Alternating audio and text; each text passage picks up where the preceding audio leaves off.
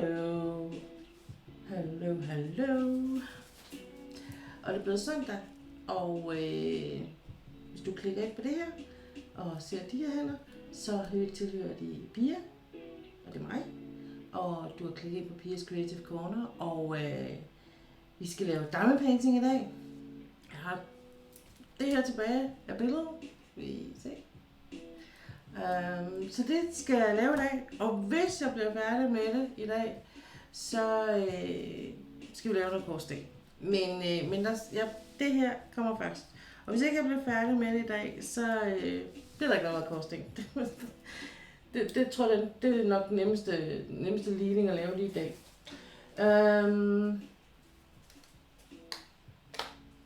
Det er billedet, der hedder Songs Under the Cherry Tree, og min plan i det hele med dag her, den 2. juni, er, at for i dag, altså selvfølgelig har den her Teams med på dansk, og derefter så holder vi en pause, og så går vi, det er mig, fuld drøm på den engelske side, og det gør jeg i 3 timer, og det er jo dagens stream. Som jeg har sagt tidligere, så har jeg droslet ned på det her stream, og det har jeg simpelthen fordi, at jeg har nogle ting ude i den virkelige verden, som fylder rigtig meget, og jeg har lidt begrænsede ressourcer, så jeg bliver nødt til at fordele tingene på den her måde. Det har jeg gjort efter mange og lange overvejelser, og der har været mange faktorer i det, der har gjort, at jeg har truffet de beslutninger, jeg har. Det betyder ikke, at jeg holder op med at streame. Det er faktisk bare sådan, skal vi sige, for måske den her juni måned, det kan også være, det var juli måned, og så vender jeg tilbage til gamle program, i hvert fald i forhold til, at jeg vil streame igen på en eller anden form for fast schema, man skal sige. Så, men jeg er lidt i god tid, og derfor så tænker jeg, at jeg vil lave en diamond painting nu her, og sidde og arbejde lidt, og så må vi se, om der kommer forbi. Hvis du ser det her på en vod, så er det derfor, at det måske virker sådan en lille smule stille og roligt lige nu. Det er fordi, at jeg er lidt tidlig på, normalt så streamer jeg her kl. 3, og det er derfor, at de sådan forventer, at jeg er her. Men lige nu, så går jeg bare i gang med at arbejde videre på min diamond painting, og så ser vi, om der er nogen, der dukker op. Og så vil jeg selvfølgelig underholde lidt i sådan her, så at hvis du ser det her på en vod, så du ikke bare sidder og kigger ind i ingenting.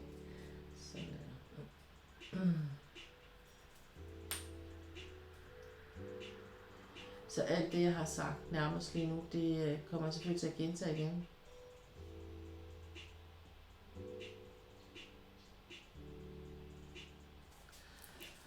Sådan der. Det var der.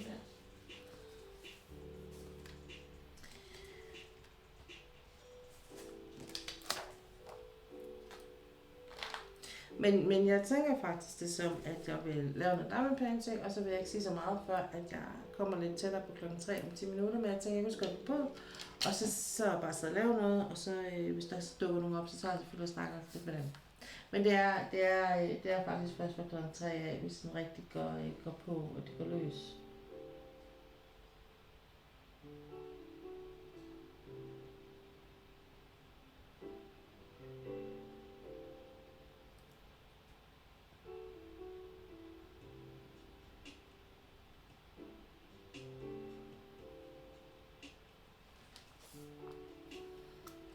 Så nu lige tager denne her, og tager den lidt tættere på. Og så bare en lille smule, så siger jeg zoom in closer. Sådan der.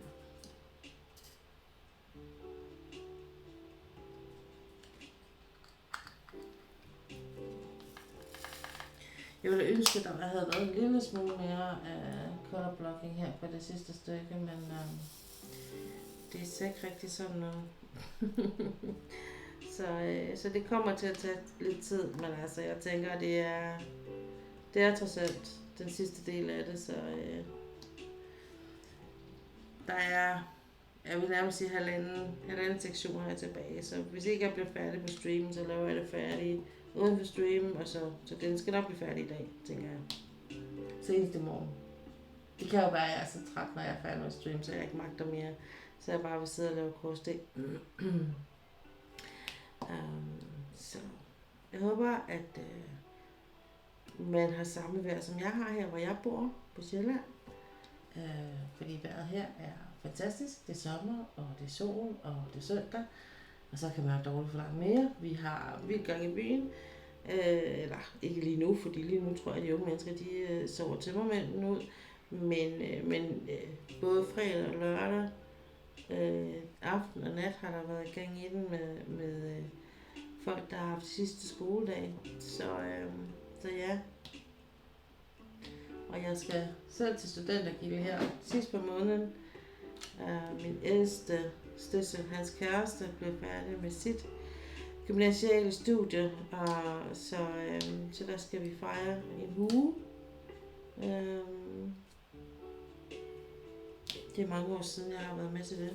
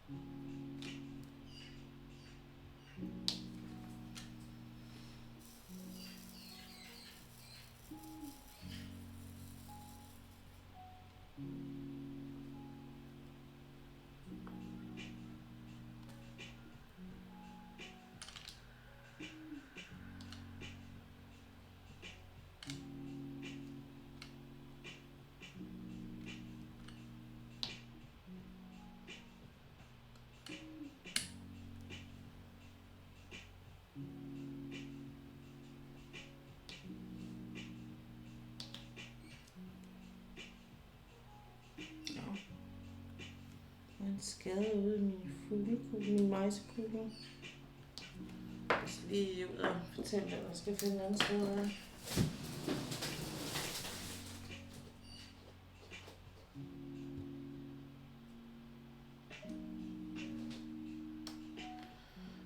Jeg tror lige, vi lægger den her på.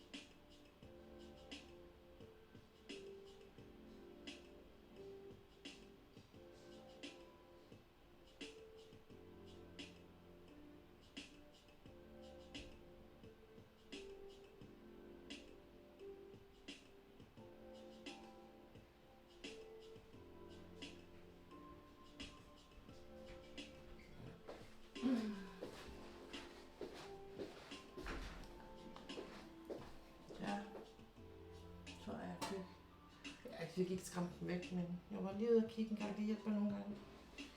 Så skal vi lige have denne her på, og der. Sådan der.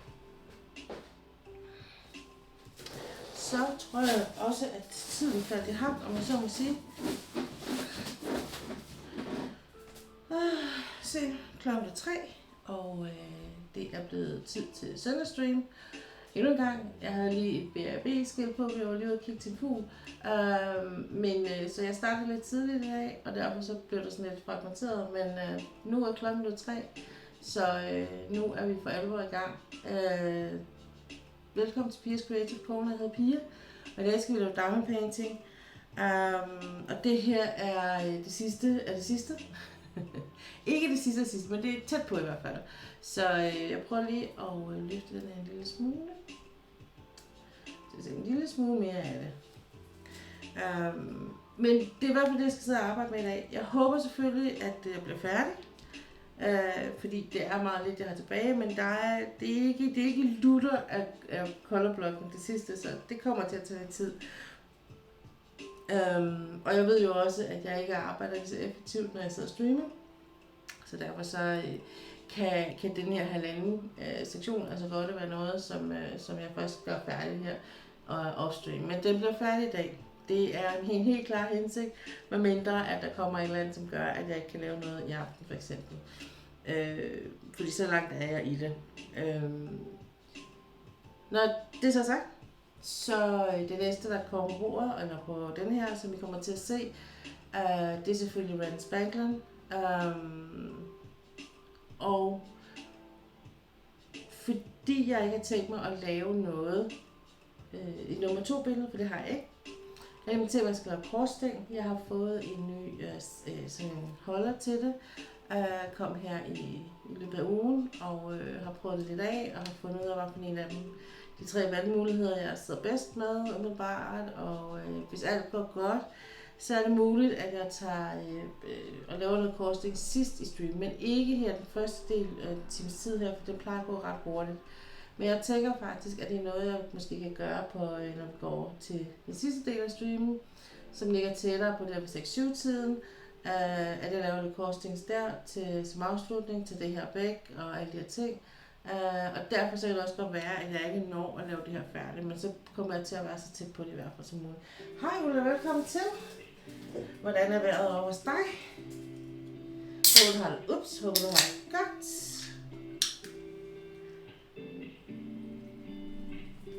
Dejligt at se dig.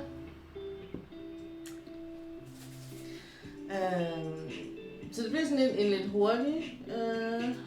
Det er dejligt varmt, ja, det er det også her.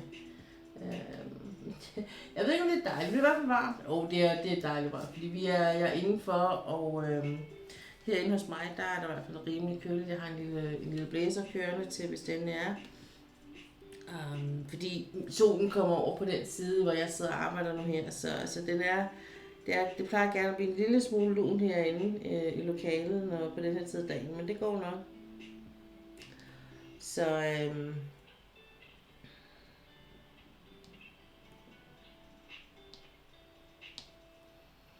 har du haft en god uge, Ulla? Nu ses vi jo. Vi lige vende sig til, at vi ikke ses så meget lige pt.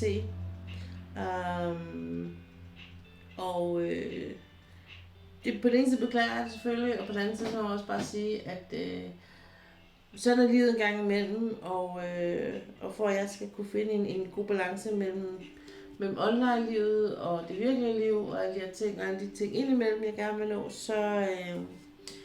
så bliver jeg jo nødt til at prioritere, og der er ingen tvivl om, at det her med mit virkelige liv, det fylder selvfølgelig rigtig meget. Når det så er sagt, så savner jeg det da også, altså, men jeg må også bare erkende, at når jeg når der kl. 8 om aftenen i hverdagen, så har jeg brugt, og det er selvom jeg er fri, desværre. Jeg har prøvet at lave lidt stream her i løbet af ugen, men jeg skal faktisk rimelig tidligt på, for ikke at nå at blive fuldstændig mast oven i bøtten. Så det er også derfor, der ikke er blevet til så meget, som jeg måske egentlig oppe i mit stille sind havde håbet. En rigtig god uge, har været på arbejde her i weekenden.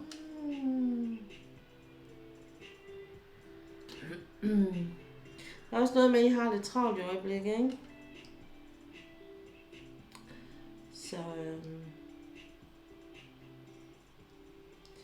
Så det er sådan, altså jeg tænker, at jeg laver de her unplanned streaming, og så meget som muligt, og hvis det ikke er muligt, så gør jeg det selvfølgelig ikke.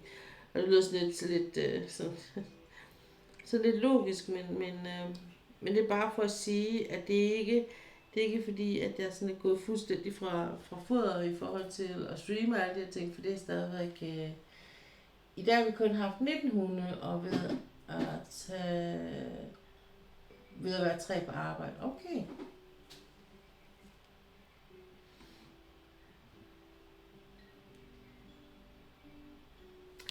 Så omvendt, så synes jeg egentlig også, det er sådan, hvad skal man sige, passer meget godt.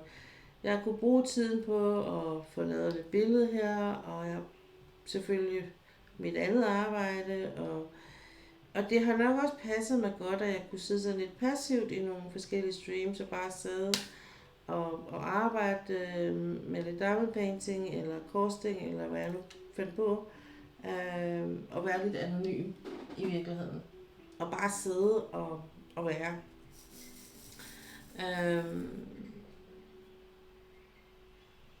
Uden at begynde at lægge hele mit liv på bordet, for det har jeg ikke rigtig lyst til. Så vil jeg så sige, at der er rigtig meget at se til, og det betyder, at en af de ting, som jeg ved af erfaring, jeg skal være opmærksom på, og det er ligesom meget, jeg tænker det her, det er meget, hvis der er nogle andre, der måske havde det som mig, om der har måske sådan et lidt sårbart nervesystem, sårbart i forhold til stress og sådan nogle ting, at jeg har gjort sådan, der er nogle ting, jeg har gjort for at afbalancere eller smidiggøre mit nervesystem. Det er sådan så, at man har fundet ud af, jeg skal lige slukke den her, man har fundet ud af, at en af de ting, som man kommer til at præge en resten af livet, er blandt andet, hvis man meget tidligt i sit liv har stået på egne ben, på den måde, at man ikke har haft nogen forældre. Og det er egentlig ikke noget, som er sådan gammel viden på den måde. Det er egentlig sådan, det går sådan forholdsvis ny viden. Det var i hvert fald ikke noget, mine forældre vidste noget om, dengang, da jeg kom til Danmark. Og det gør bare, at jeg har... at jeg blandt andet har været igennem depression og sådan noget, fordi at jeg var ikke klar over, at jeg skulle passe på mig selv, eller passe på mit nervesystem. Og på den måde, der er jeg et sted nu, hvor selvom at der er pres på, selvom jeg har mange følelsesmæssige ting at forholde mig til, så har jeg nogle redskaber, jeg kan tage fat på. Og noget af det er blandt andet, selvfølgelig er jeg taget ridder, og det giver mig rigtig meget. Men en anden ting er også, at jeg er begyndt at føre lidt dagbog, for ligesom sådan at få sat et ord på, og jeg har gjort det tidligere, og jeg har også skrevet digte og sådan noget, men jeg begynder med dagbogen, og så må vi se. Men det er lidt ligesom det her med at bare få sat nogle ord på, også fordi jeg sådan rent fysisk får det ligesom fra hovedet til papiret, og så kan jeg ved at slippe det. Det er sådan en måde at håndtere de her ting, hvis man har mange ting omkring sig. Og så den anden ting er selvfølgelig, at jeg gør nogle ting, der gør mig oprigtigt glad, og kan få mig til at grine sådan helt nede fra det inderste af min sjæl og det dybeste af min mave. Og det kan godt være, at det kun holder i den, for eksempel den time, jeg er ude at ride. Men så har den time jo ligesom blødt noget af det, der måtte så være, jeg måtte gå med. Og så man jo sådan mere eller mindre går og tænker over hele tiden. Det bliver så blødt op i det her, og så kan det i hvert fald blive lidt mindre tungt at arbejde med. Så det er sådan en daglig ting, hvor jeg sådan prøver at putte så mange positive ting ind i mit liv, uden at det bliver sådan noget med, at jeg render rundt og hvad skal man sige, at det virker kunstigt eller noget, ikke? Altså, det er nogle af de ting, som sådan altid har gjort mig glad. Jeg bare prøver at nyde lidt mere, når jeg er i det.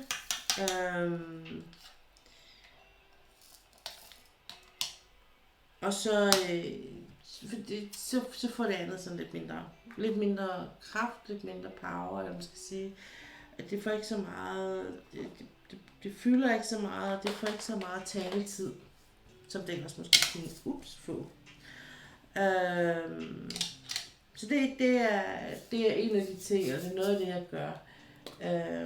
Og så er det her med at lave en eller anden form for håndarbejde, hvad det nu måtte være, er faktisk også noget. Det er ikke noget, der sådan gør mig glad, men det er noget af det, som gør, at jeg kan i en periode lade være med at tænke på noget andet.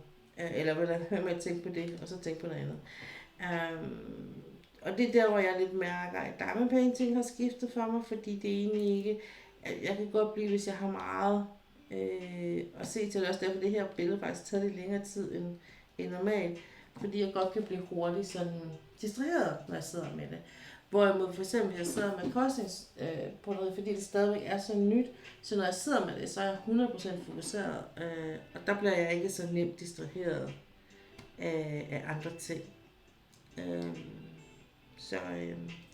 Så jeg har investeret i lidt småting til sådan lidt ekstra til det her stativ, jeg nu har fået hjem til min korsting, og i forhold til setup og sådan noget, og så har jeg altså også, jeg har købt nogle needle minders til at holde på min nåle, når jeg nu sidder og arbejder, hvor man kan sige, det var måske ikke strengt taget nødvendigt, men ja.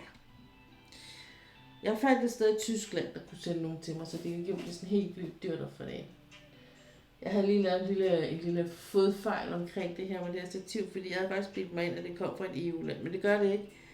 Så jeg skulle lige betale 200 eller en ekstra boks for at få det ind. Så, men det er jo, hvad det er. Det næste, jeg har, altså, jeg tænker, at jeg har fået en melding fra min mand om, at når vi rammer august, det vil sige sidste juli, så skulle han gerne også være med på i forhold til de finansielle ting, og det er hans bidrag til det, så skulle det gerne være balance igen, og det betyder, at jeg kan begynde at købe lidt flere ting, eller nogle af de ting, jeg mangler, eller som jeg har udskudt, og en af de ting, jeg har udskudt, som jeg rigtig gerne vil investere i, fordi jeg jo generelt ikke køber så mange diamond painting billeder, det er en af de billeder, som Miss Coffee lige har fået released, Moon Goddess, som er helt vildt flot, synes jeg. Så det vil jeg rigtig gerne lave, og støtte hende selvfølgelig også, fordi det er jo også det, man gør, når man kører sådan et billede. Men også, bare fordi jeg synes,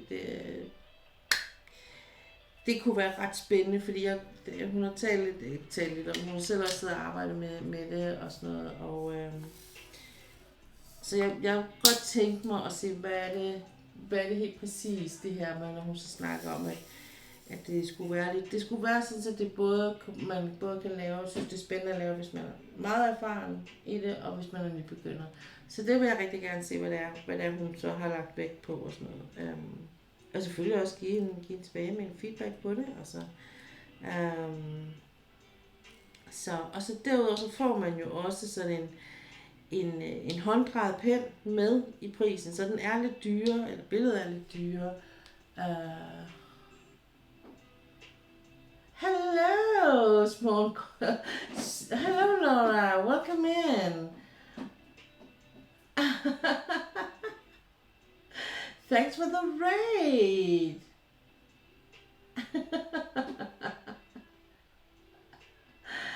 Oh, thank you. Welcome in, raiders. Hello, Bench Bear. Welcome in. And the spy guy. Welcome in. Hello. Thanks for stopping by, all of you. Thanks for the raid. Oh my god. Oh, and Bloom is chaos.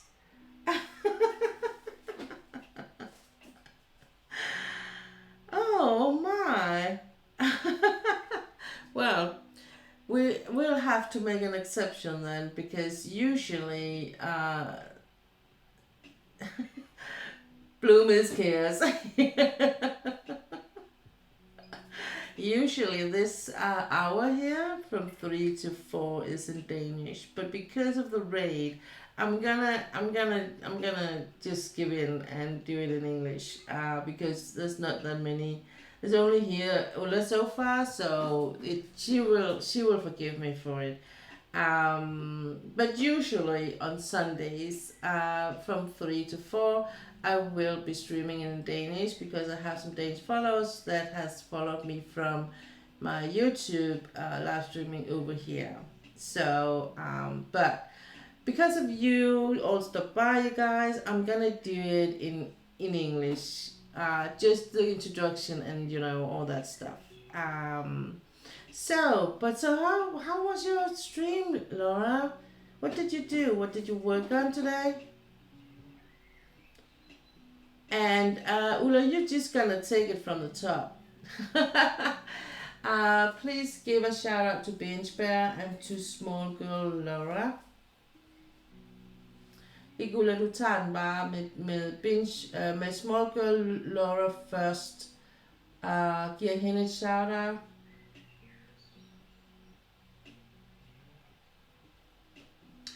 I am doing okay, Binge Bear. I'm doing okay. You were diamond painting. Well, I'm diamond painting too. I am so close to a finish. So look. I was like, I really wanted to do some cross stitch, but I'm so close to finish this picture. So I'm like, no, I have to do diamond painting today. So,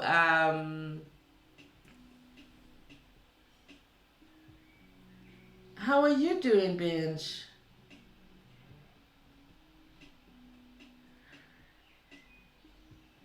Yeah, you can do it. Yeah. I'm gonna give it a good try, but I was a bit thinking of that. Well, maybe I should just I will do as much I can today, and then I'm gonna do like maybe the last hour or so. I'm gonna do the cross stitch. I really want to show my new cross stitch stand, my setup I got this week. Thanks for the shout out, Ulla. But thanks, just chilling today. Got a family barbecue later and playing some WoW for a bit. Oh, that sounds good. That sounds cozy, Binge.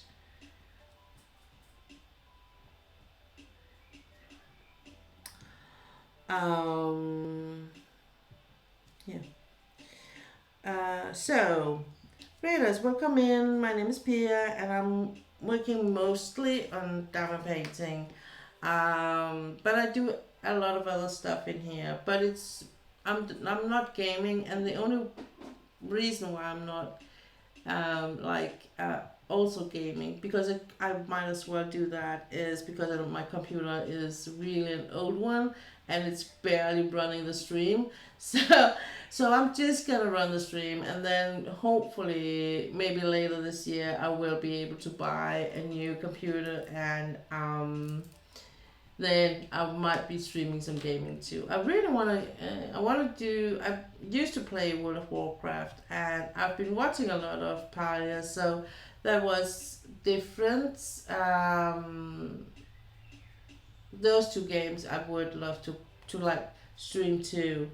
But it's all a matter of time at the end of the day. So, but besides the diamond painting, I do cross stitch, I do some knitting. I'm trying to dip my toes a bit in the crochet world, but I'm not really into that. I just kind of have to come to terms with that. The fact me and crochet are not that good of a friends, I think. So I do some coloring, adult coloring. Off stream, I do play a bit with some watercolors, but on stream, I play with markers or hoo markers or some color pencils. I do some scratch boards. So there's a lot of things going on, and it's usually I have what I've been doing before is I've been streaming for about 4 hours, and the two first hours I would usually be do diamond painting, and then the last 2 hours I would be do something else. Due to a lot of circumstances, I have had to cut back the hours I do stream lately. And it's gonna be a bit of that for the next couple of months, I think. But I'm here on Sundays, and you're always more than welcome. Thank you, Ulla. Du skulle da være, hvad med hende der small girl Laura? Kan du ikke lave en shout-out på hende?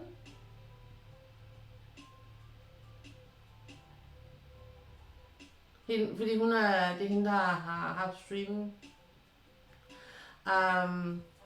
So, but I'm always here on Sundays. I'm keeping my Sundays because I want to keep on streaming for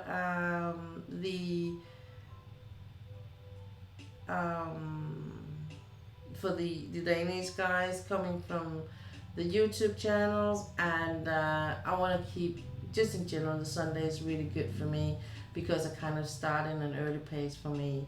I do during the week do some unplanned sometimes, so I will be going on when it's like 11 a.m. for my time and do a couple of hours. So it's if you follow me and you put on the notification, you will always be able to kind of be shown when I'm going live. I will be going more on a schedule. I think when we reach the month of August, things should settle a bit more down in my life. So, yeah. Thanks for the help, Ulla. Thank you. So, and it's super friendly in here, so you're more than welcome to stay, and you're more than welcome to do the raid and run. I'm just so thankful for all of you guys stopping by and say hi to me, and just have a really good time in here. And if you have any questions whatsoever, just ask me. I don't have that many, limits, so to speak. So if you hear something I say or I'm doing something, you're kind of wondering why does he do that, just ask me. So yeah. Have a cup of coffee or whatever your favorite beverage is, and let's do some crafting together. Yeah, so you can just sit in and lurk if you want to, or just read and run. Okay, have fun. I will be for at least, I think, 20 to 30 minutes. I will be doing a bit of catching up on the Danish side, and then thank you. Perfect. Thank you.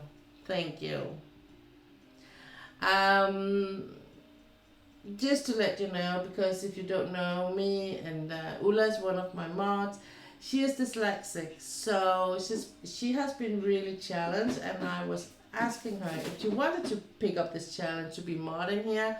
So she has really moved a lot about this, because it is actually a big challenge for her to do these shout outs, to get things written right and all that. Because it's really a basic version of it, so it's not something you just can do ! So you have to do write the whole things out. So it's a bit of a task for her actually. So she is a trooper, a true trooper, and a true helper when it comes to that.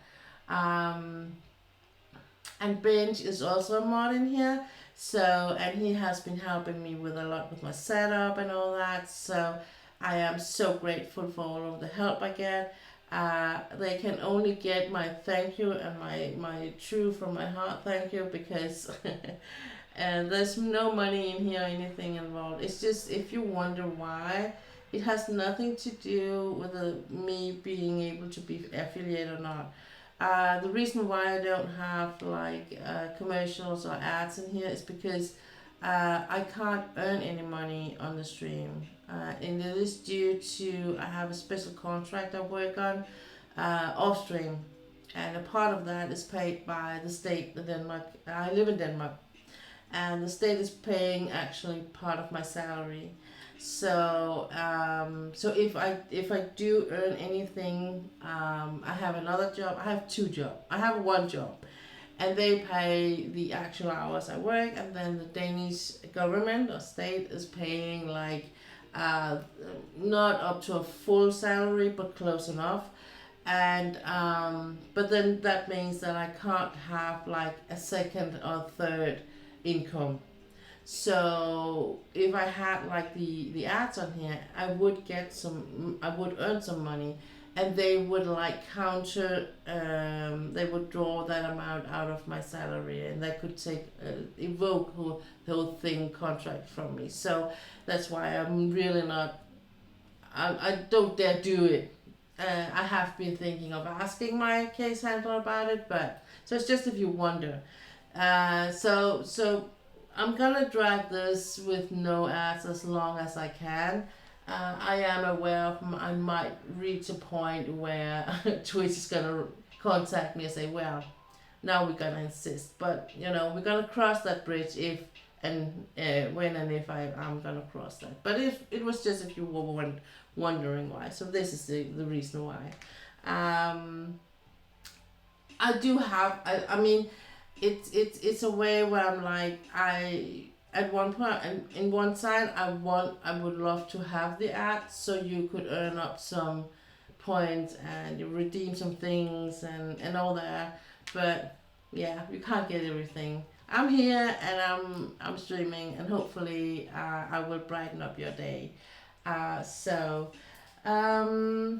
okay, so I think we're gonna go with I'm talking and talking. So have fun, and yeah, just for about 20 minutes or 30 minutes or so, I'm gonna speak a bit Danish and catch up with the Danish girls, and then I'm going back to English. We're gonna take a small break, and then I'm gonna jump right into the international part, the English part of my stream.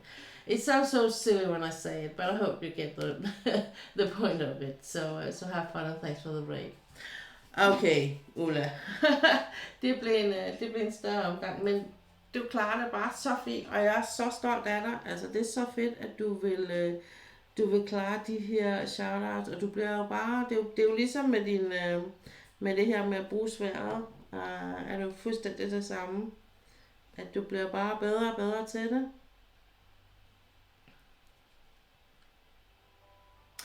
Så så jeg tænker, at altså, jeg kunne godt tænke mig at få lidt mere energi til det, men altså, det er, hvad det er, og mit arbejde fylder rigtig meget. Jeg har rigtig meget at se til. Og så vil jeg sige, så har jeg bare de her ting, hvor man kan sige, med stressen og nervesystemet, der gør, at jeg skal passe på mig selv. Og jeg snakkede faktisk lige før, inden jeg gik på, snakkede med min søster i Manchester. Jeg har skrevet en sæd, der hænger på min tavle, så jeg kan kigge på det, hvordan jeg staver det, og så finder jeg navnene på det, du siger, jeg skal skrive. Perfekt, Ulla. Jamen, det er jo helt perfekt. Det er jo bare sådan, det skal være, jo. Altså. Ikke? Så der er ikke nogen, der nogensinde skal komme og sige, at du ikke kan klare sådan noget, for selvfølgelig kan du det. Ikke? Så det tænker jeg, det skal du bare tage som et ordentligt klap på dine skuldre, og knus fra min side, sådan et virtuelt knus om, at godt gået. Og jeg vil sige, uanset hvad, altså jeg er jo arbejder som sekretær, og jeg skriver alt ned, hvad jeg laver. Så hver gang jeg laver noget nyt, noget jeg ikke er vant til, så er det jo sådan, jeg gør det.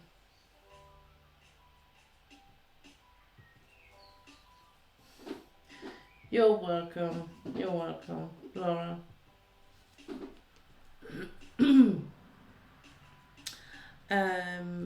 jeg har jo også, altså jeg skriver jo alt ned på gule sedler, eller i en blog, på en blog, eller et eller andet, hver gang jeg skal huske noget, og jeg skal lave nyt enten til et nyt system, eller hvis jeg starter et nyt sted, eller et eller andet, fordi jeg kan jo heller ikke huske alting jo, altså, og slet ikke nu, hvor jeg efter at have fået alt det her med min krop, men jeg tror, at det er det der med, at man finder sin egen system på, hvordan man gør det, og altså, det er, for eksempel nu her i forbindelse med, at jeg sidder der med alle de her ansættelseskontrakter på mit arbejde, og der kommer meget flere og flere ting på, jeg skal huske at gøre. Så skal der lige huskes det, så skal det lige noteres på den liste, og så skal det lige trækkes fra på den liste, og så skal der lige, og der skal lige hele tiden noget. Og det er jo bare, det er alt sammen sådan noget, der bare tager 2 minutter. Ikke? Så skal der lige sendes mail til den, og så skal der lige, men jeg har måttet skrive sådan en lang liste på 13 punkter for de her kontrakter her. Det er jo sådan bare hovedoverskrifterne på, og så skulle de jo gerne kickstarte en eller anden ting ind i mig. Men hvis ikke jeg gør det, så glemmer jeg det jo, eller jeg er i hvert fald bange for at glemme det. Og så tager det 4 gange så lang tid, så det er bare super, at du gør det, og at det er en måde at arbejde på. Altså jeg ved også, jeg havde en, da jeg gik på rådgiverstudiet, der er hende, der var vores jura-lektor.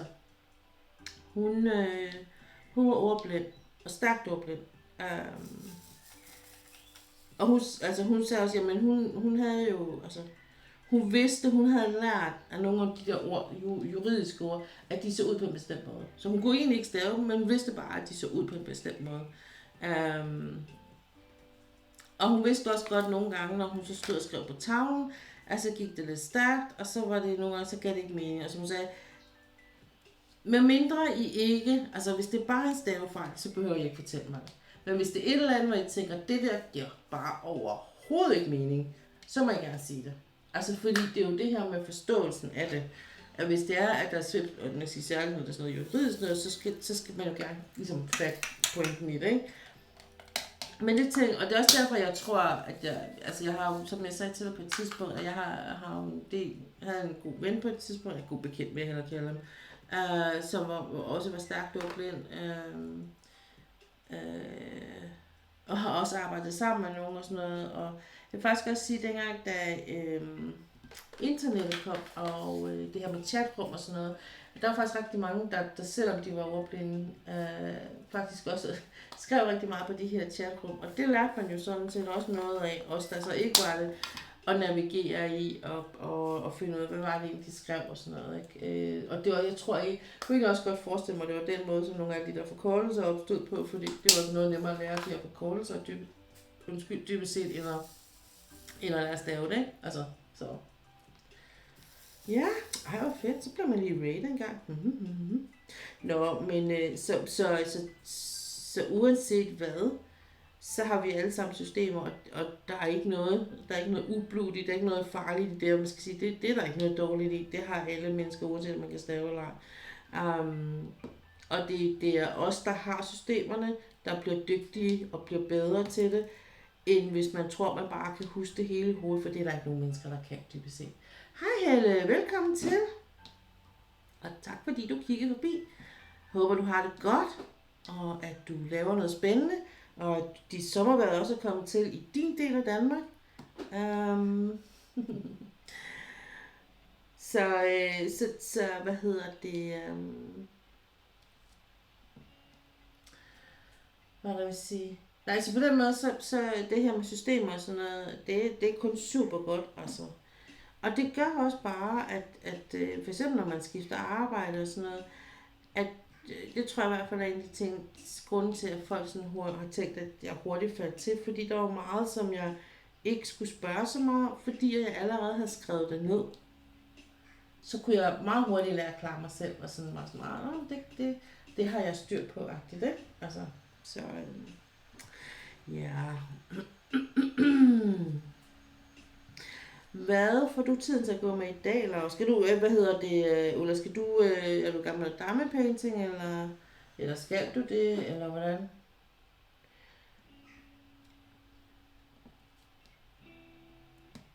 Eller skal du bare slappe af og høre på, at jeg spader? Du må også velkommen til. men også velkommen til. Og jeg har sådan en blazer, som enten så er jeg ved at få blæst ryggen af, eller også så sidder jeg, hvis jeg så slukker for den, så sidder jeg bare og sveder helt vildt, så sådan enten eller. Jeg sidder og laver pæne ting, skal have lavet, vi har lavet den sidste færd til min far. Ja. Ja, den bliver han super glad for. Det er der slet ingen tvivl om.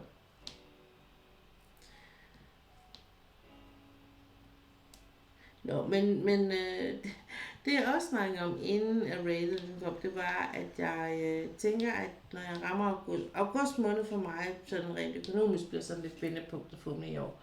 Og så der tænker jeg, at jeg vil, hvis den stadigvæk, det skulle forhåbentlig gerne være tilgængelig, den en af de damepainting-billeder, som Miss Coffee har fået released her for nylig, og så det håber jeg på, at jeg har råd til der.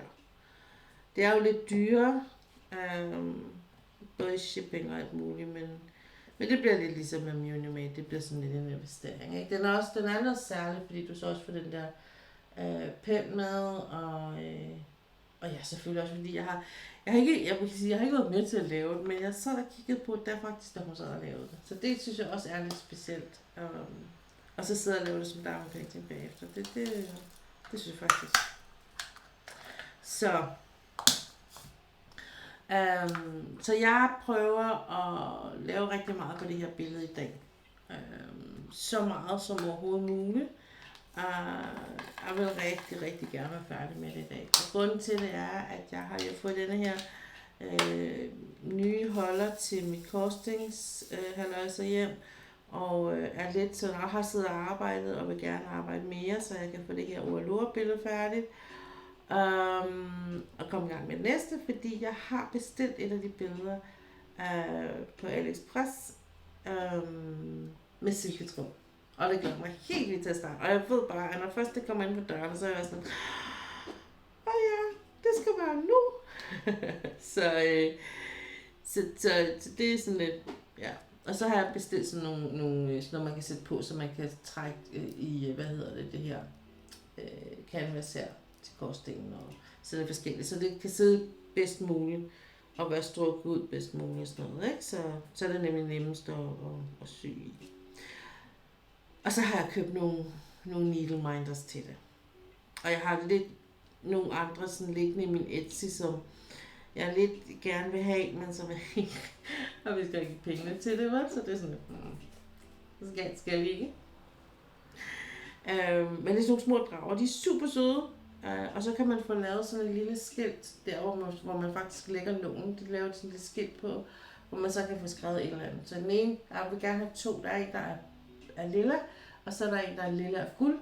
Så den ene, der vil jeg gerne have, der står Piers Creative Corner på, og den anden, der vil jeg gerne have, der står alt handler om balance. Så ja. Det er sådan, fordi det er sådan, det sidste er sådan lidt mit livsmotto, eller man skal sige. Så ja. Så har jeg har så også investeret i nogle andre ting, og det er lidt det her med, at man jeg vil ikke sige, at jo, det vil jeg faktisk godt sige, altså sådan lidt følelsesshopper en gang imellem. Har du hørt, der har været brand i livet? Nej! Og alligevel er der et eller andet, altså i Billund,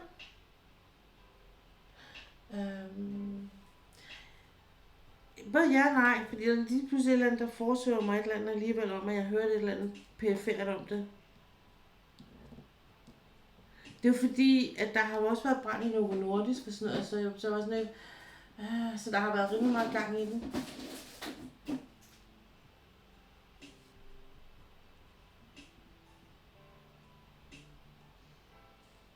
Hvor meget var det, der brændte, Ulla?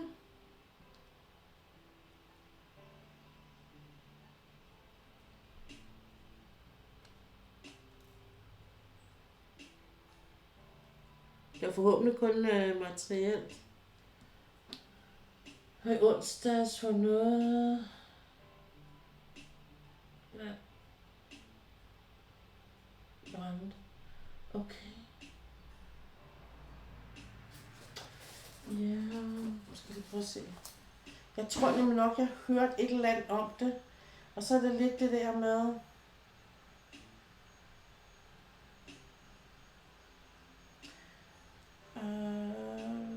når man har meget af møren, ikke?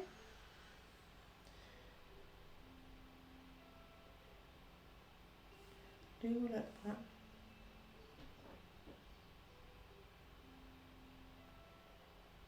Det er Miniland. Nå. Ja. Og de mener, det er en kortslutning. Øv.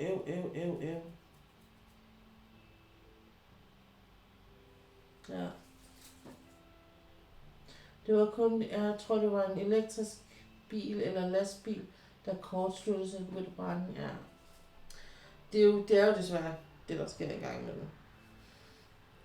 Altså når nu det skulle være, ikke, så var det jo nærmest, altså, hvis jeg siger, den bedste del af det, der kunne brænde.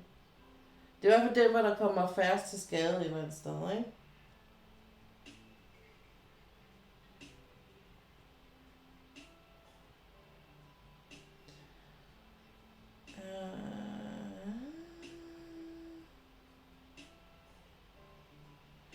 Bloom's Chaos. Thanks for the follow. Der var et eller andet.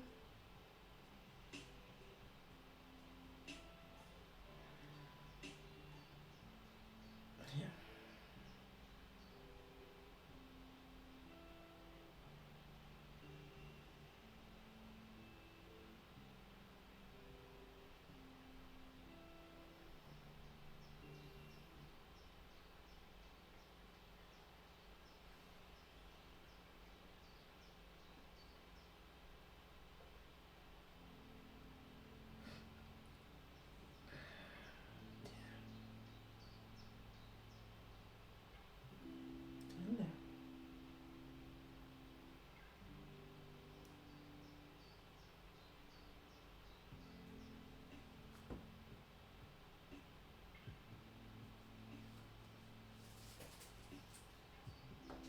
Men der var det jo stadigvæk sådan et puha, altså. Ja. Jeg tror altid, jeg ved ikke, jeg tror man bliver sådan lidt traumatisk ramt efter børsen brænder sådan noget. Nej, ikke flere brænde, det kan vi ikke klare mere nu.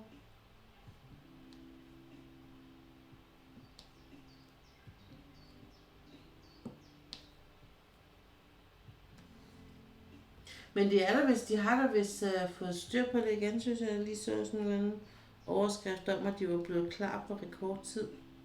Så. Men det er uanset hvad, er det jo ikke sjovt, altså.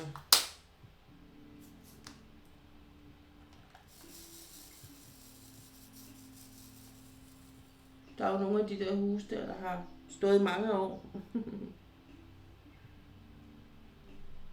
Formentlig.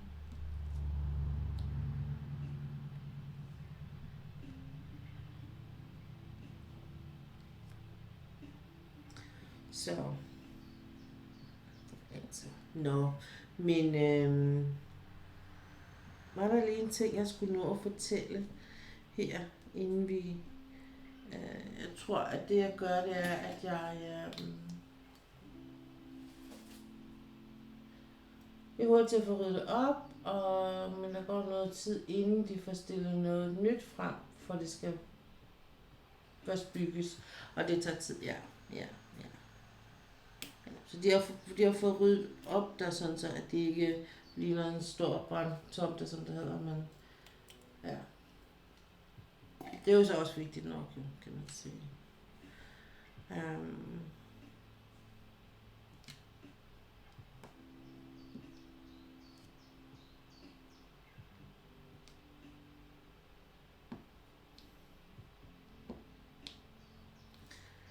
Men det var også bare for at sige, at jeg har sådan, jeg har været prøvet lidt forskelligt af.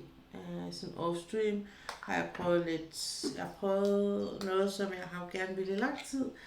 og det var at skrive tegne med blæk og glaspind. Det var meget fascinerende. Det man kan med det er, at man kan bruge blæk. Det blæk man bruger, kan man blække med. Når man bruger blæk, så kan man faktisk tynde det ud med vand. Det vil sige, at du kan tegne en streg, og så kan du faktisk tynde den ud med vand med en pensel bagefter, så det ligner akvarel. Og det er noget, jeg har set på en YouTube-kanal.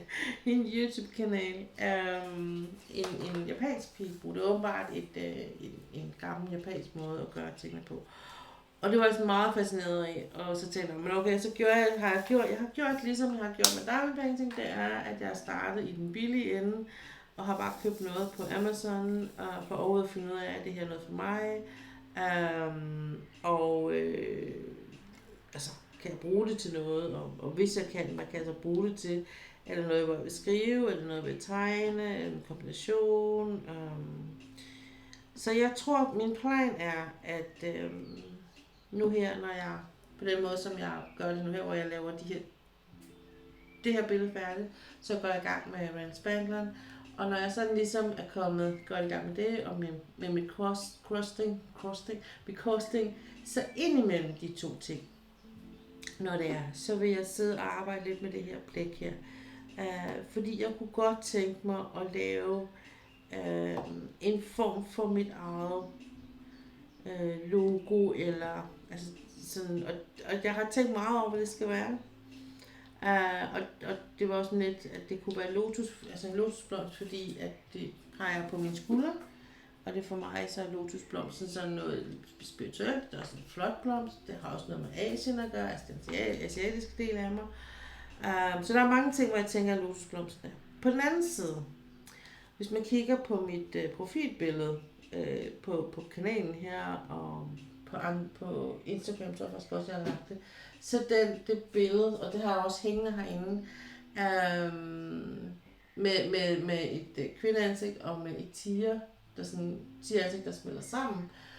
Det har jeg jo både i diamond painting, og så har jeg for mange år siden fik jeg af en gammel veninde, der desværre ikke er her mere, et billede med en indiansk kvinde og et tieansigt, altså de to ansigter.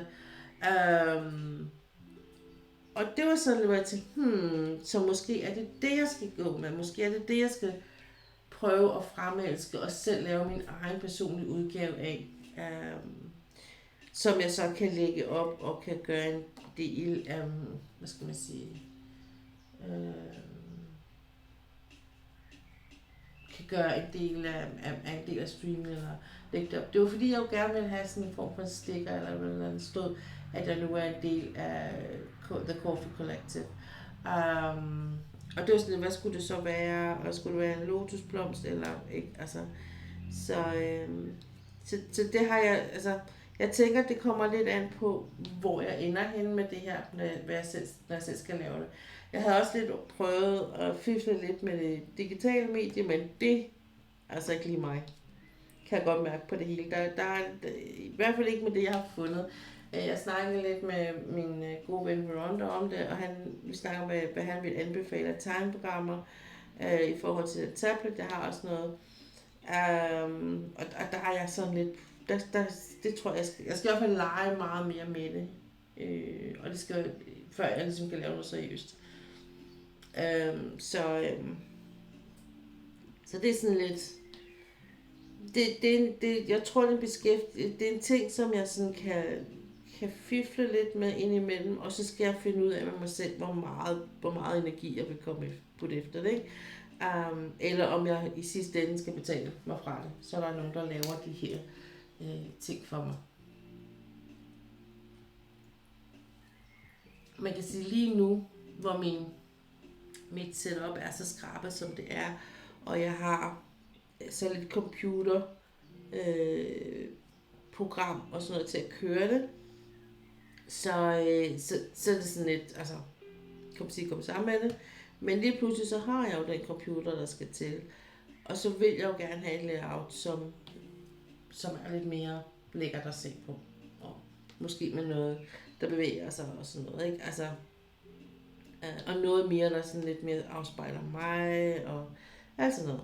Så på den måde, der tænker jeg, at det kan godt være, at det måske giver god mening, at jeg lige prøver at sidde og dyrke lidt den side, for den er der hos mig. Altså jeg har noget kreativitet, jeg har noget, jeg godt vil udtrykke i, i mine hænder, eller med mine hænder, ikke? Jeg skal bare lige finde ud af, hvad det er. Og så må jeg jo også bare se, altså, jeg tænkte sådan på i dag, fordi jeg har ikke rigtig rørt ved min akvarelmaling og min akrylmaling, nærmest siden jeg startede. Så det der billede, jeg har lagt op og sådan noget, og har flinket, det har jeg stadigvæk. Og jeg er ikke kommet videre med det, fordi, og grunden til det, jeg tror, jeg har rigtig meget at gøre med, altså jeg har ikke haft energien til det, og når jeg så kigger på det nu, så synes jeg også, det ser lidt mørkt ud, faktisk. Jeg tænker, om det kan også godt være, at jeg måske humørmæssigt, det er der, hvor jeg var, hvor jeg måske mere tænker, at hvis jeg skal lave noget, starte noget morgen, så er det måske alligevel lidt mere glade farver, jeg vil prøve at arbejde med, ikke? Men det er jo så også derfor, jeg har mere end et lærred, jeg kan tage fat på. Så jeg tror, jeg tager det lille lærred der, og så stiller jeg det lidt til side, og lader det lige hvile lidt. Og så kan det være, at jeg tager det frem igen til efteråret, og laver noget mere på det. Det er ikke helt færdigt, jeg er ikke færdig med det. Det mangler nogle ting, der er noget, der mangler i det. Jeg kan ikke rigtig finde ud af, hvad det er, og det kan være, at det er bare fordi, det er det, der er der. Det kan også godt være, at det er fordi, at jeg måske skal gå med det, som jeg oprindeligt sådan var lidt... det er jo sådan en blanding af maling og collage-agtigt, og sætte nogle ting på, som ikke havde så meget med maling at gøre, men som mere var sådan noget dekorativt. Jeg kunne sætte nogle papirblomster på, eller sådan, altså så får lidt mere dimension i det. Men det er sådan lidt, det der med, at man, den her balancegang igen. Så jeg er sådan lidt over det hele, og derfor så skal jeg ligesom, det er også sådan noget, der tager ressourcer fra mig, og jeg skal prøve at finde ud af, hvor vil jeg lande alle de der ting hen, alle de der idéer, jeg har, med alt det, jeg gerne vil. Og så når det kommer til stykket, så har jeg bare ikke energi til noget som helst, og det vil jeg helst ikke. Så det er også derfor, jeg tænker, at det giver rigtig god mening for mig, at altså det, der kommer til at ske nu rent diamond painting-mæssigt, er, at jeg laver det her billede færdigt, jeg laver en spangle billede færdigt, og så går jeg i gang med det billede, som jeg egentlig havde taget fra, og det jeg har købt til Summer of the Masters. Men jeg tænker, det er ikke sikkert, at jeg melder mig til eventet og bliver en del af det. Jeg tror bare, at jeg laver billedet, og så også fordi det bliver sådan et billede, der måske i virkeligheden kommer til at tage 2 måneder eller 3 måneder, fordi jeg gerne vil lave det her korsting. At det ligesom får en hovedvægt, mit korsstingsbroderi, indtil at jeg ligesom, så føler jeg lidt mere med der, ikke? You know what I mean. Så på den måde, så tænker jeg, at der kommer til at ske rigtig meget, men alligevel ikke rigtig noget sådan. Altså, det bliver ikke sådan noget vildt og revolutionerende, men det bliver noget sådan stille og roligt med nogle nye ting og nye tiltag og sådan noget. Og jeg har en balance, jeg skal have fundet imellem det, jeg rigtig gerne vil lave kreativt, og det, jeg rent faktisk har ressourcer til. Og det er ikke altid, at de to ting helt harmonerer. Helt hænger sammen. Det må man bare sige. Altså det er det ikke, og det er, hvad det er. Altså. Så. Jeg tænker, at klokken er 5:04. Og jeg tager lige 5 minutters pause, så skal jeg lige ud på et lille hus, og så, når jeg kommer tilbage, så tager vi hul på den internationale del. Tusind tak, fordi I kiggede forbi, og I er selvfølgelig mere end velkommen til at blive hele streamen ud. Jeg stopper her, når klokken omkring 7, som jeg plejer, og jeg, det bliver sådan, at jeg her igennem juni og juli måned, formentlig også juli måned, vil køre en fast stream og så nogle løse streams. Det vil sige, at jeg streamer hver søndag 100%, nej ikke 100%, men så vidt som overhovedet muligt, medmindre der er ikke noget, jeg skal selvfølgelig. Og ellers så er resten sådan lidt spontane, hvor at jeg lige har lige 3 timer en eller anden dag, hvor jeg synes, nu har jeg ekstra overskud, og jeg vil gerne sidde og lave noget sammen. Så åbner jeg selvfølgelig op for det. Så 5 minutters pause. Jeg skal lige have lagt den her, så jeg er sikker på, at det og de to hænger sammen. Okay, so I'm gonna take 5 minutes break, and then when I come back, I'm going to go full international English/English. So yeah, hang in there. I'm just gonna raise my table, so I'm gonna stand up and do a bit of things when I come back. So you can go to the bathroom, have a cup of coffee, have some cold drinks to drink. If you're in Denmark, please hydrate. You're gonna need it. It's so important these days. Why is this not? Okay. Yeah, and if you are everywhere else, you also please hydrate. It's just because we're not so good at this in Denmark, I think. So sometimes we forget that summertime is actually a time when we do need water. So hang in there. I will be right back, and then we're gonna go all over. See you.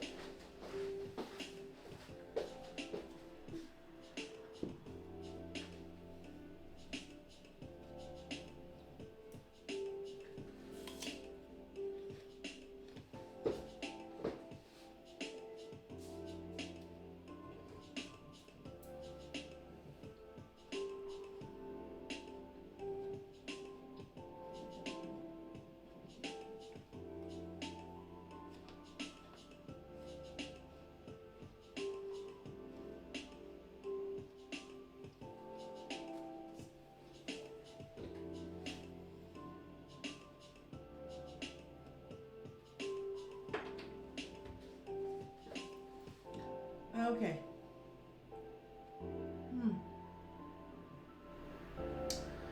And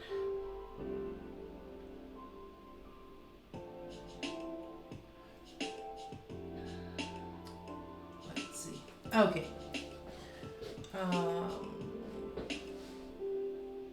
just gonna adjust this just a tiny bit.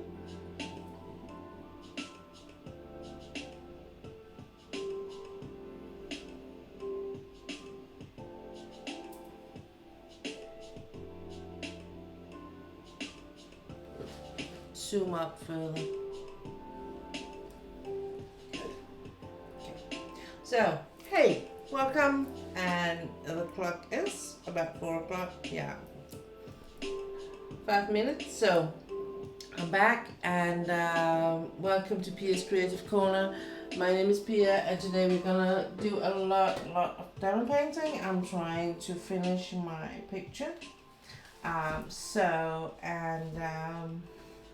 It was a bit messy today. I had a lovely rain coming in and so it's been a bit of a blendy thing. So if I do mess around in the words and stuff like that, it is because I'm kind of trying to juggle two languages. I am from Denmark and so English is my second language and yeah, it is what it is. I'm trying to finish this picture. As you can see, I'm really close. So this is all that's left, but there's a bit more. This area here is a bit more like, it's not confetti, but it's not color blocking either. So it might take a bit longer time than I would I would love it to, but yeah, you know. Um, it is the picture that's called Songs Under the Cherry Tree. It looks like this. Oh, I actually wrote on when I started this one. Amazing. But it is this one. This is what I do, and I'm right here. So it is the very last part of it.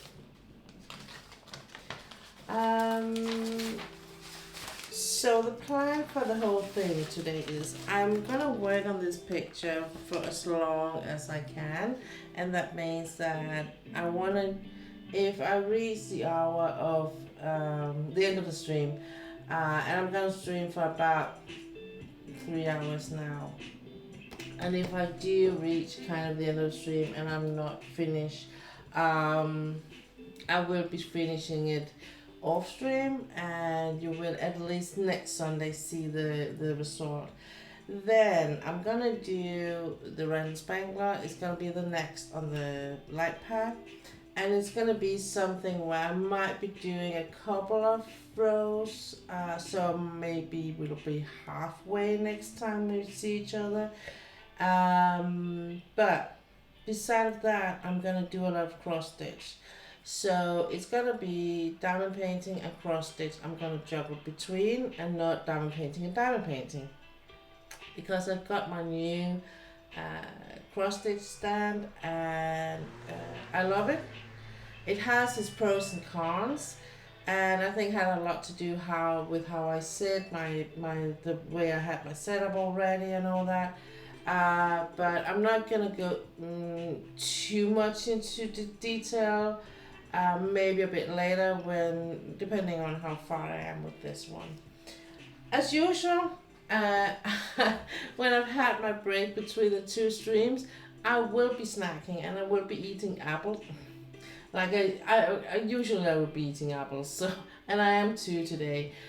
Just saying that I might be crunching a bit. I can't do it quietly, and I'm not gonna mute myself for that. You will just have to bear with me and my crunchy apples. Like that.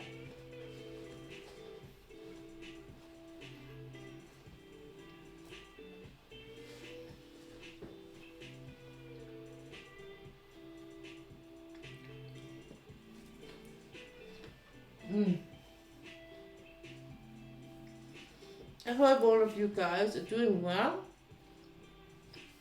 In Denmark, the summer has entered the country, and we enjoy it a lot. I just finished, just before stream, a couple of hours before stream, I talked with my sister in Manchester.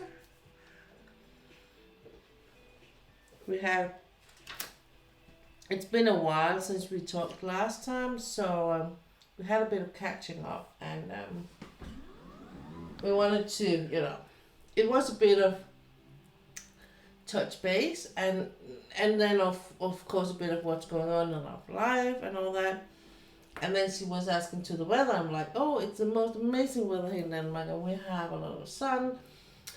I would say it's a bit typical Danish weather, summer weather, because we do have some rain too, but it's not like rain all day and all night. It's like, I think it's a good balance at the moment. So, and I said, how about you? And she was like, well,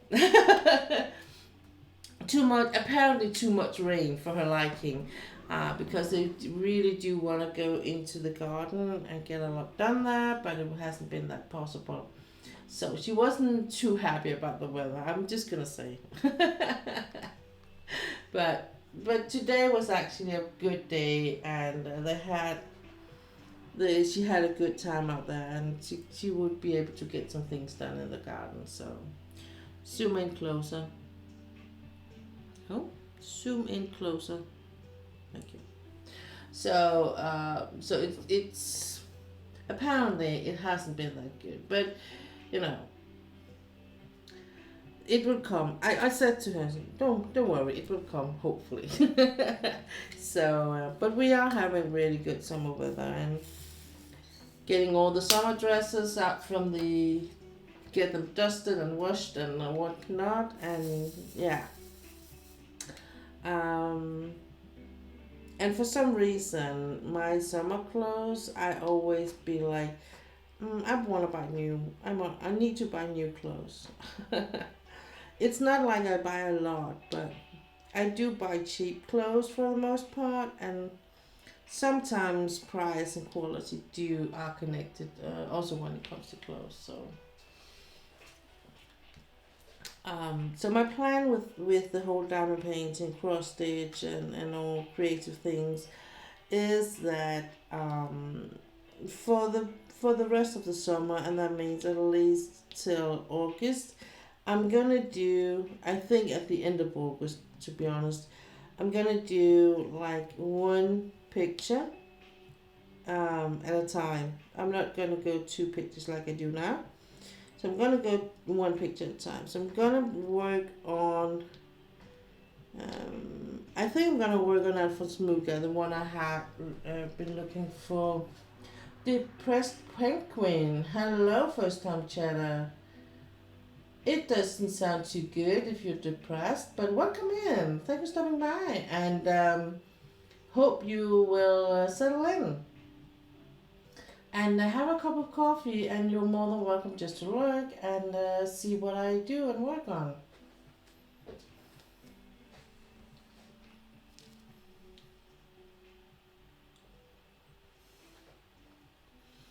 Um, so I'm not quite sure. I haven't, you know me. I'm not gonna do like, it's not a final decision until I actually kidding it up, because right up until I start putting them in containers, the drills, it's not gonna be a final decision. I will that can potential change. It can potential change, and it might do, but we will see. Um, so because I have another picture I actually really want to do, and it could be a good thing to do, like, as because I'm like doing over a long period of time. So and to be honest, it's even if I would be like doing it into the month of September, it might still be due to be eligible for draws and shows, but and it's a mystery picture. So I have two mystery pictures actually. I have one I haven't unboxed, that is the mystery pictures from last year. And to be honest, I can't even remember how it looks. I just know that it was okay for me to buy. So I'm always, when I do buy the mystery pictures, I always like find, I'm a member of a mystery picture Facebook group, so I go in there. There will always be someone who knows what it looks like, the picture, when it's done, or what the original picture looked like. So I have two.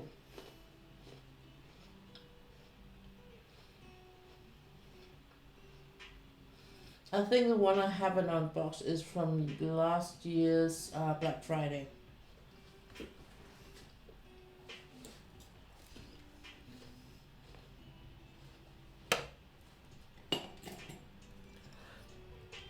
Um, but I have an installed mystery picture, and it's a big one. It's same size as the other mystery I did of hers, and the snow dragon. So it's as I recall it, it's a 70 by 95 or close to 100. So it's a big one, and I was thinking that might even be a good idea to do that because it's so big.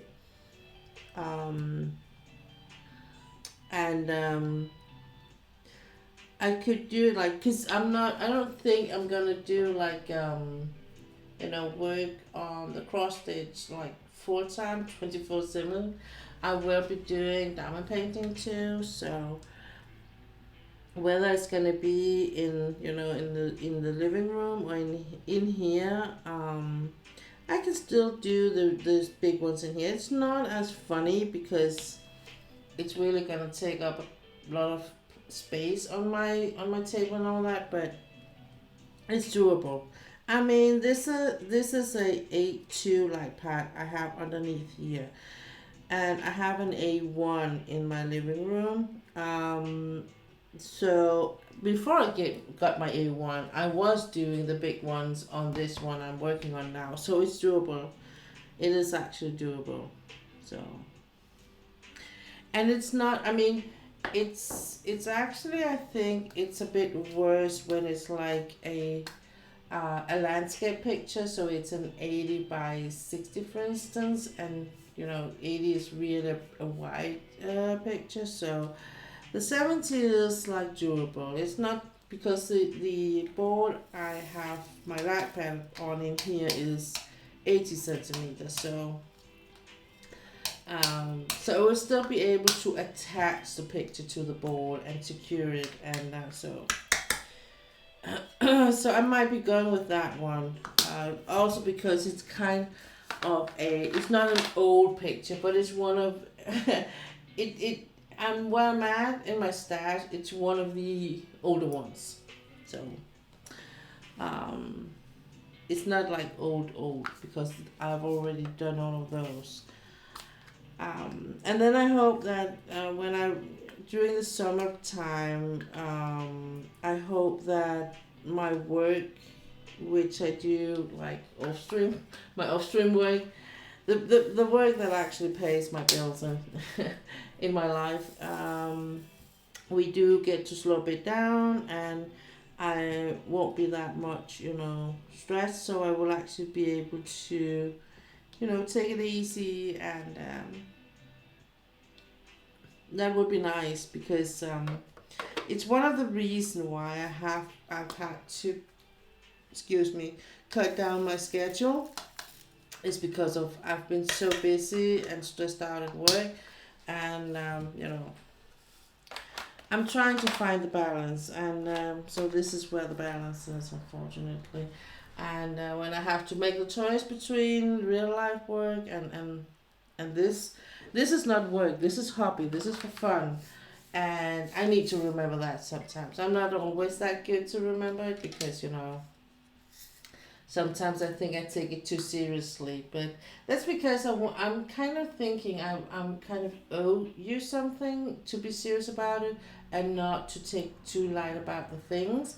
Um, because I know some people have told me that they use my stream as a way to not feel that lonely or to get entertained or to feel like they have company while they craft or just game or whatnot. And so I do feel a kind of obligation for the stream. But I also need to take care of myself. Um, so if you are in here for the first time, um, this is, as I say, a hobby. So I have a YouTube channel, I have an Instagram account, and you're more than welcome to find me there. And all three places in here, YouTube and Instagram, my name is the same, PS Creative Corner. And that is where you can contact me. Of course, I'm always going to say, of course, I do have a Facebook page, but it's not one. If you try and contact me there, I'm not gonna respond. So, um,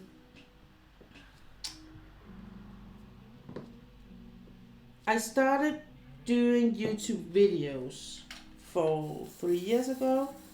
I have been doing diamond painting for 4 years.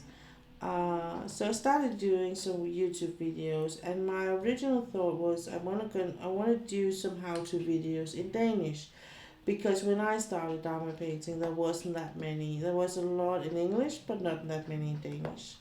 So that's where I started, and I kind of realized that if I wanted to do a bit more, wanted to go further with my channel and with whatever, I needed to look a bit wide out in the world than just Denmark.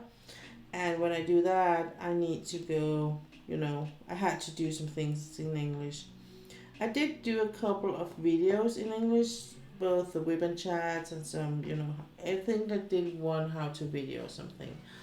But so my YouTube channel is kind of, I put everything in a playlist. So I have, for instance, a gallery. I have the start of a gallery, and the goal for that is that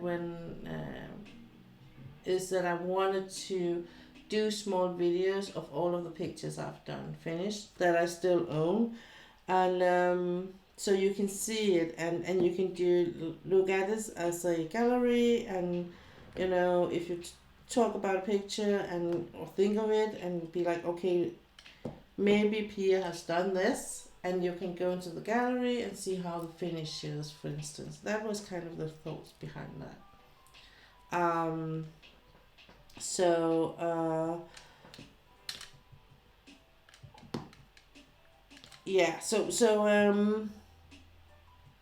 All the gallery is in English. The how-to videos is in Danish. A lot of women chats will be in Danish. But not all of them, but most of the VODs that are in there are like directed, exported from Twitch with no editing. So most of them are like in English. And you're more than welcome to browse around and see. Sometimes, even though you don't get the language, unless I annoy you with my voice, or you get annoyed with the fact you might not understand a lot of what's going on. But if you sometimes just watching the pictures or videos on how to I do things, it can be an inspiration. So as I say, you're more than welcome to look around in there. At one point, when I was a member of a messenger group where a lot of the diamond painters there were from the States or are from the States, and one of them actually started streaming on Twitch with a friend of her that they were living very close. So, and they were asking me if I want to join. So I created an account, and it was just I think we did it for half a year or so, and then life happened, and she kind of just had to let it go. And when she did that, I did too. And then I think a bit accidentally, you can call it faith or whatever, but I started following Miss Coffee on YouTube without on her ribbon chats, but not her live streaming. But then I think I was one of the first streamings there. Not hers, but mine. I went to, I think I either read it or she told me, or told in the ribbon chat that she was going to stream on Twitch. And I was like, okay,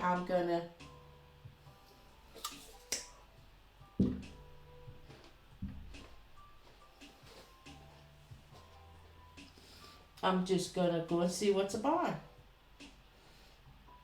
And my first impression was it was kind of a chaotic thing, because a lot of things are happening when you're just entering. But after a while, I was just like settling, and one day she asked me, "Oh, do you stream?" And I was like, yes, no, I don't, but I do have an account. So I was thinking of doing it at that point, but it was like very in between, or not really. Indecisive, no. What do you call it? Never mind.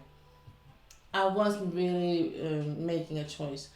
But her asking me was like putting like the coins in that way in that bowl on the scales. I'm like, okay, I'm gonna go and give it a try, but I'm still gonna do my YouTube streams on Sundays, and then I'm gonna do Thursday and Fridays on Twitch, just to test the waters and see how it goes. Cause then nothing if it goes wrong on Twitch, I still will still have my YouTube live streaming on Sundays.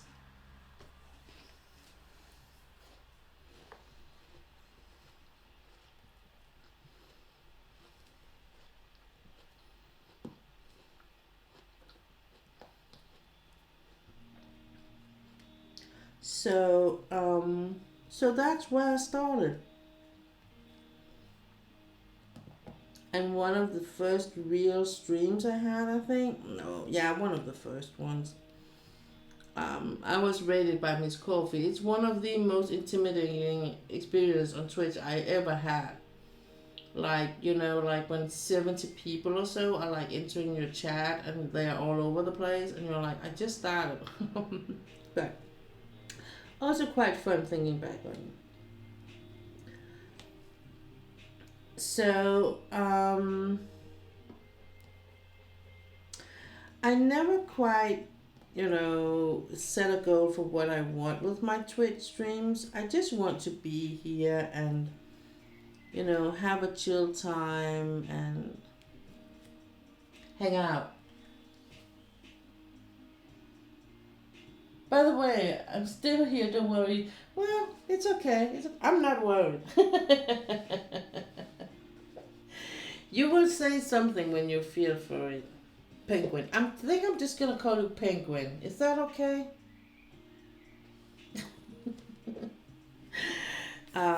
So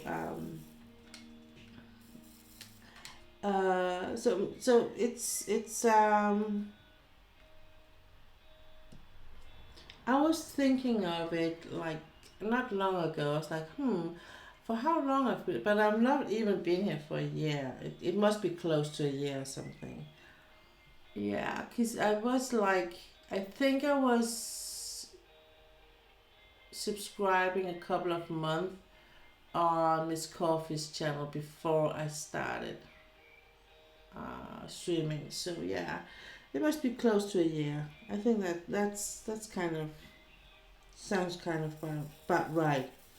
Um. So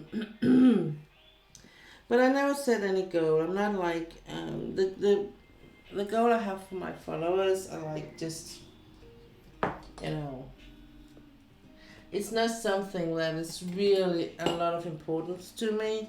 Um, it's just something I set to have something.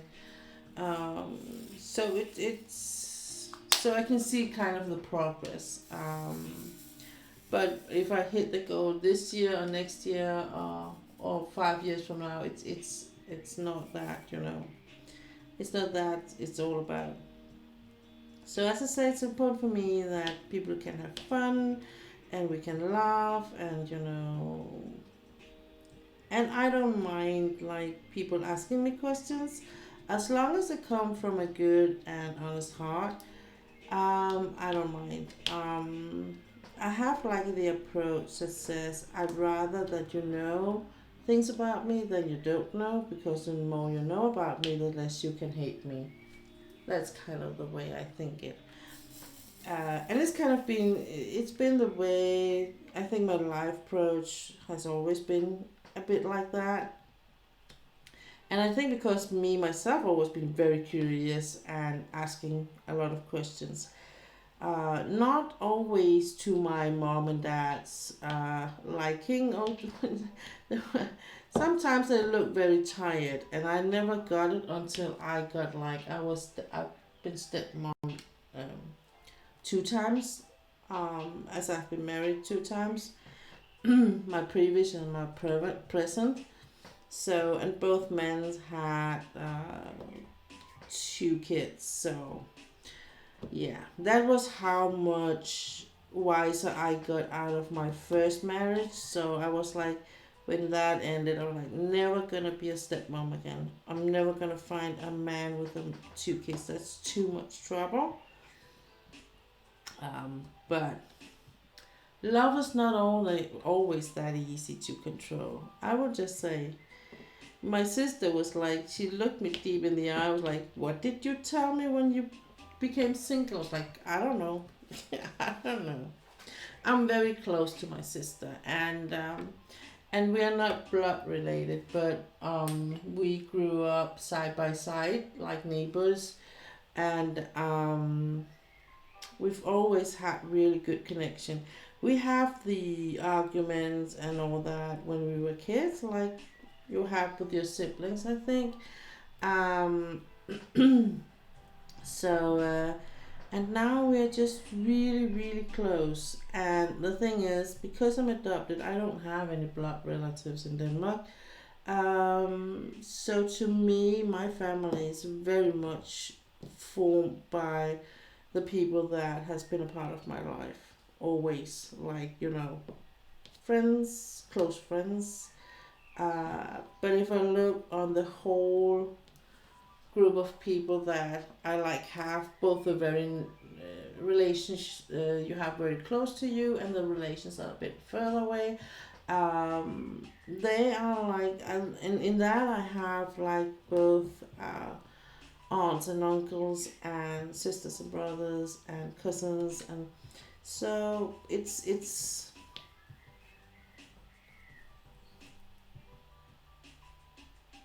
that is more like family. I have a brother that was, I usually call him homemade. Um, that's the best way for me to describe it. But he is my mom's and dad's biological son, and on the other hand, I never felt connected to him in any way at all. So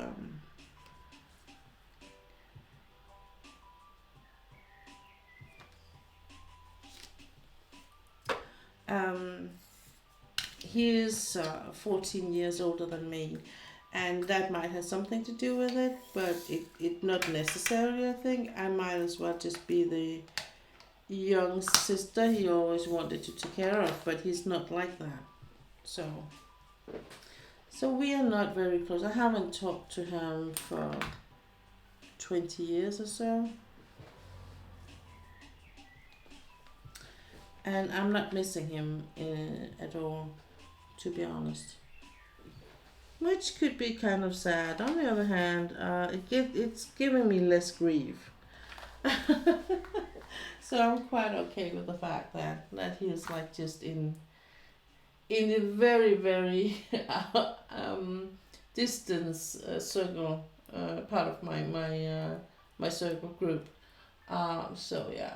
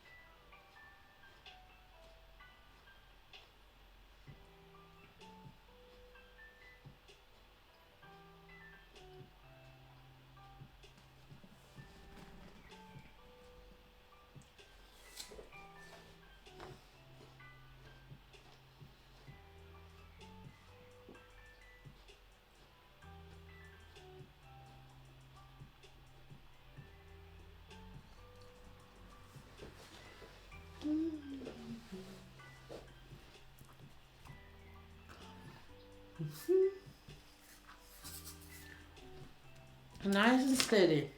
Let's see. Yeah.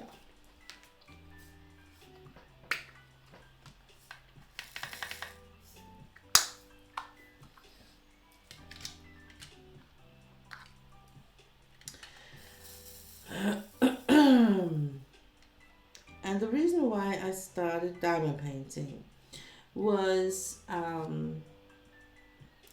I actually knitted a lot before. I've been working on some really big blankets. I'm not good at knitting, sweaters and stuff like that. That's not my jam. I did try. I have tried a lot of times, and it never really. The outcome was never really good. But blankets, I love creating blankets, and I did a lot of ponchos and shawls and all that. That I'm good at. Um, I also tried to do a beanie kind of thing, but that was not really good. Uh, so, but but my hands unfortunately started to hurt a lot. So I do have some arthritis in my fingers, my joints in my hand, and it's a thing, and it's a thing that's there, and I'm not really really accepting it. I know. Because I still do knit a bit. I just knit some towels and things like that. It's not big things. But I am at a point where it doesn't even matter because my hands are just hurting, and I'm a secretary in at work, so I do use my hands a lot and have been for my whole life. So it is what it is, and as long as it's not like putting a stop or end to my personal or professional life, then it's all good. I'm not gonna I'm not gonna stop crafting because then I know that I need to find something else to do. Today I saw actually a video of someone who was like 80 or something that that used or did did laces with bobby pins, and so that's been a lot something I'm gonna look into. So I am trying to find crafting things that are not too hard on my hands, and it's not that diamond painting per se is. It's just that I do it. I can't do it in small amounts. I can't do small. I could, but I'm so drawn into the big pictures, and you know, it's. I know that even though I would like say to myself or decide to, I'm not gonna do big pictures. I'm not gonna. I'm ending up doing it anyway because it's what I cater to when I shop pictures or diamond painting kits. Um, I think it might be a good idea for me to not work on two pictures and do a bit more cross stitch because I'm not, as long as my hands still are like working, I can do the cross stitch. Um, there might be a time where the thing about the needle and all that will be so small and tiny and my fingers won't work, and then I will have to do something else. So but I have a lot of other things I like to do, and at the end of the day I can just end up working with the colors, and that would be all good and dandy for me. So so I'm not like, it's not a lost cause for me if it should end up with me not being able to work with what I would love with what I do today with the diamond painting. I might just have to here over the next couple of years just to do less and less of this and more of other things. The reason why this is a bit hard for my hands has to do with the amount of diamond paintings I do, and with the fact that it is a pen I'm holding, and even though you can get quite thick pens and all that, it's still a thing you use your hands and your fingers to with force, I'm not like, it's not like I use a lot of force, but I do still use force to it. So I'm just enjoying the fact that I still can do it. But the knitting thing was a problem when I originally was looking for another crafting thing. So the diamond painting was something I was introduced to at an acquaintance I had at one point, and he had done it for a while, and yeah, he made some really beautiful pictures, and I was like I looked at them like people are looking on a lot of pictures I do today. Wow! And I was like, oh, I want to do that. And then it was because I was on a retreat thing after my last back surgery, and I came home, and every day, everyday life just kicked in, and I actually kind of forgot, or not forgot about it, but I just, at one point, I couldn't ignore what was happening, and I was like, okay, I need to look into that diamond painting thing a bit more seriously. So I did, and I bought my first kit, and from Wish and Amazon, and it was horrible. I was, to be honest, I was very, very disappointed actually. I had expected something completely else than what I got, but I did them. Some of them were partial ones, and a lot of them were too small. So what I thought you could see on them were not really what you could see and all that. So I learned a lot.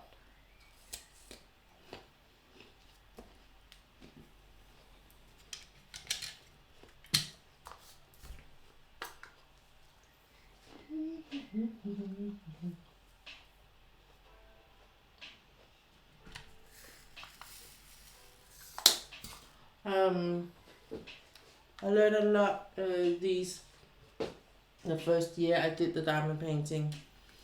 Um, I think because I did a lot of beating with tiny small beads before, and I created different things with it. Um, it was like I already had kind of system in my head how to structure things with containers and put everything, and I have a lot of it in me. Okay. I need structure around me with things like that. No, I just need structure around me.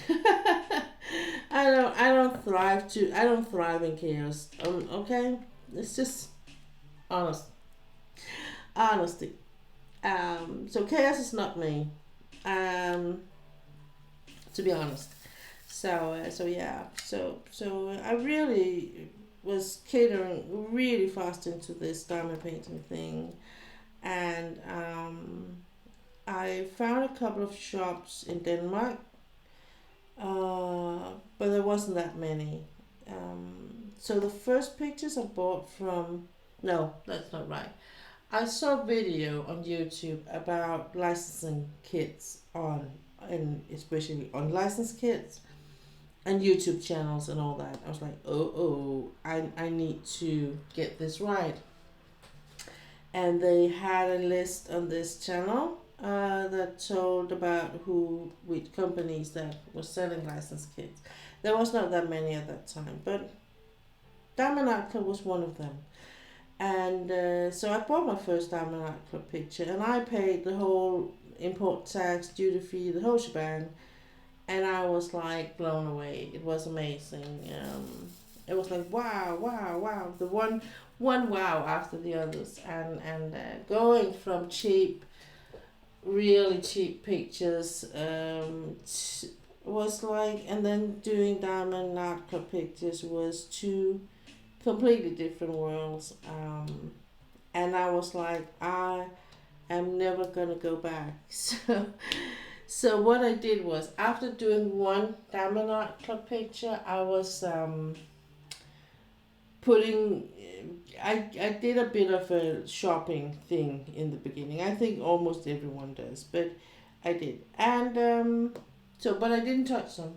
I decided, I knew, I could feel it in every bone of me that I needed to finish all the non-diamond art club pictures I had before I proceed, because otherwise I was never gonna, they were never gonna be done, the pictures I had laying around, and I still paid money for them at one point. So I really needed them to, I really needed it to be like, get them done. So I did. I I put a coin in my stubbornness and my tenacity, and was like, okay, we're gonna go this, and I'm gonna do this, and I'm not gonna look back. I was very fortunate that it was not that many, but it was like I had 2 or 3 pictures left, and a couple of them were presents, and the last one became a present because I didn't want to have it. I knew it was never gonna go up on my wall. So yeah.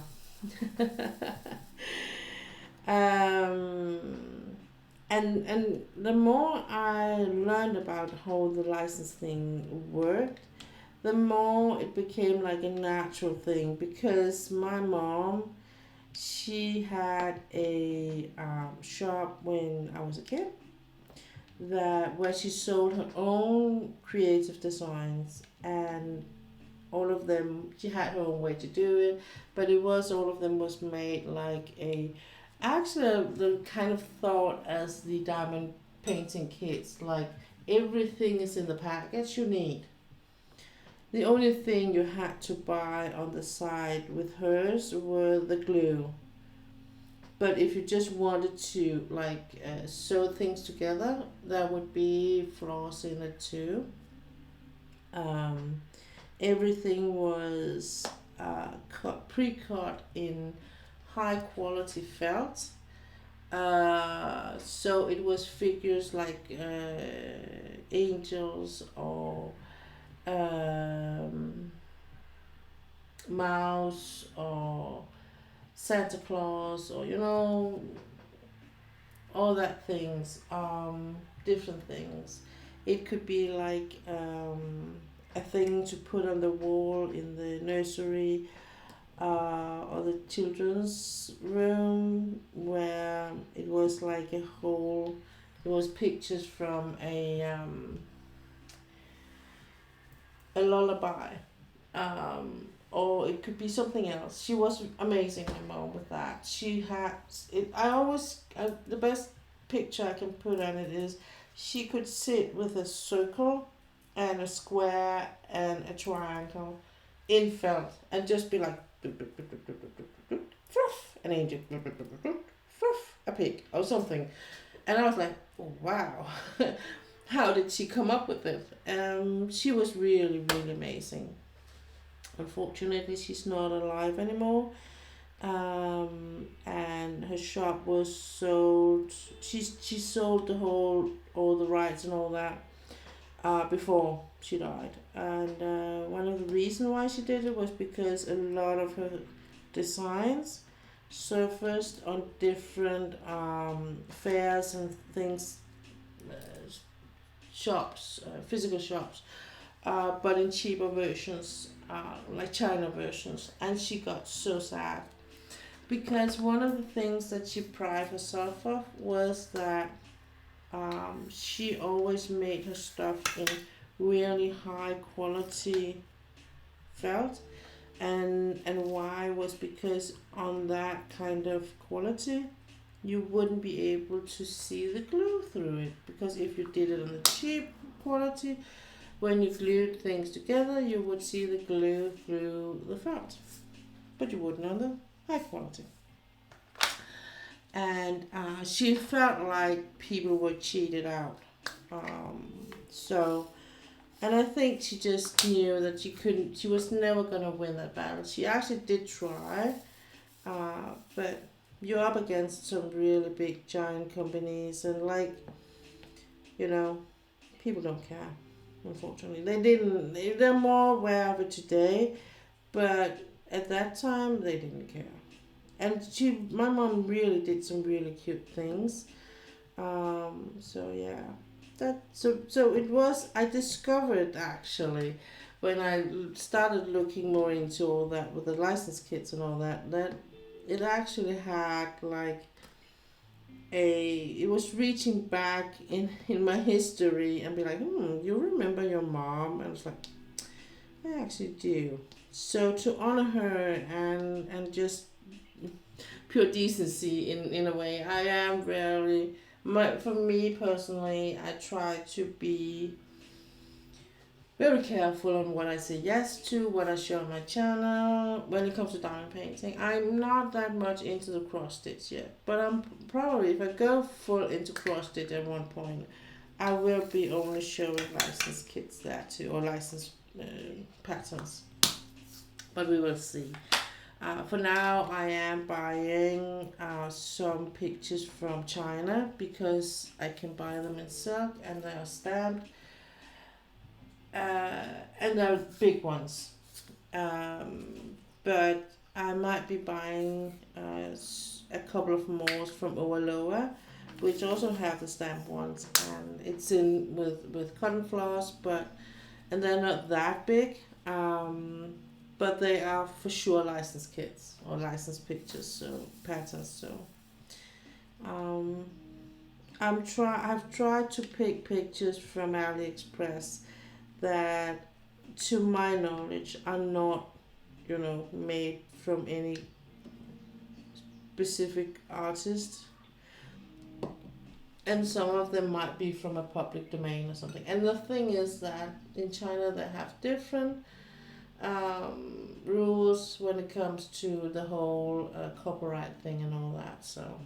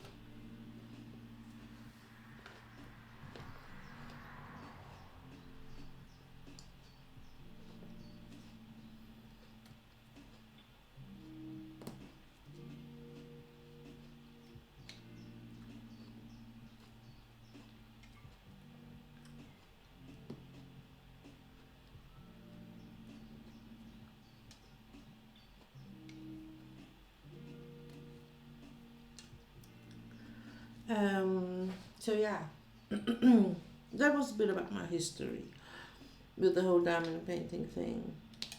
Um, I know when I think of my mom, I know she would have loved this whole thing, this whole setup I have with the streaming and the whole, yeah, she would have loved it, and she would probably have been doing, she would have been, saying no to trying diamond painting. That's for sure. If she would have been passionate about it as I am, I'm not sure of that, but and she was, she was making, she could create her own clothes and had been for the most of her young and adult life. But she could also like knit a lot.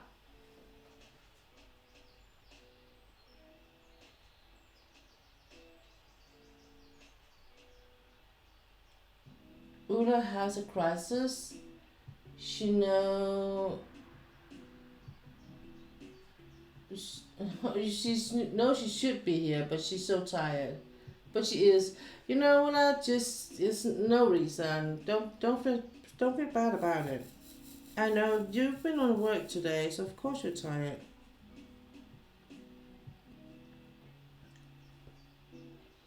Of course you're tired. So it's nice and quiet. Knock on wood.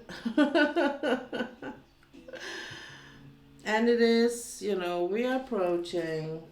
And if you need if you feel for you need to go off, well, do it and have a nap or something. Do that. You don't have to stay for me, Ola. I know you're tired.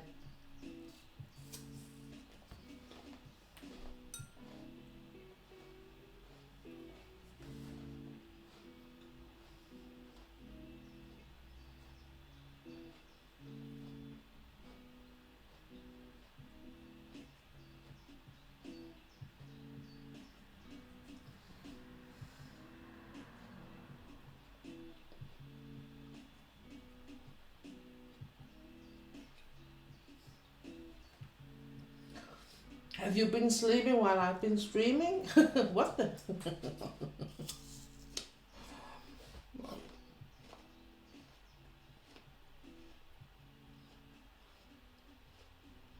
I know about this cries because you want to stay away and you want to be here, but it's like your body is just closing down and you just fall asleep.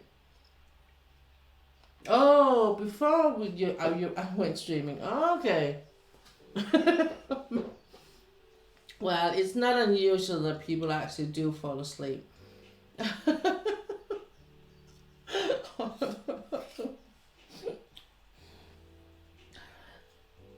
At one point, and I will say, every time my sister's visiting me, the first the first 24 hours she's here, she will be sleeping the most of the time. I'm like, I'm so boring that you fall asleep every time you visit me. I don't know if I'm gonna take this personal, but she's like laughing, and then she's like, it's not because you're boring. It's just because you're so relaxing to be close to. Like, thank you. I think. Oh man.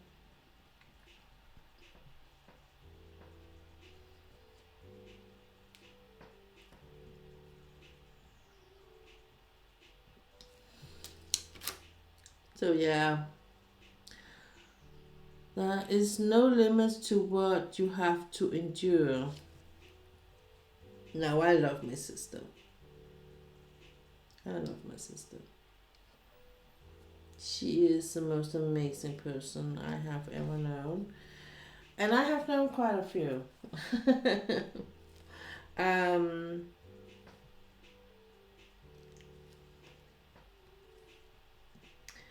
what I like about, no, what I do miss today as an adult is, of course, and I will say, if you just lost someone that are close to you, and you might be in a bit of a grief, just know that you're never gonna stop missing the people that you lose, that you have to say goodbye to. But the way you remember them will change, and you will be able to manage the grief in a better way, or find your own way to do it, and just remember that everyone, there's no time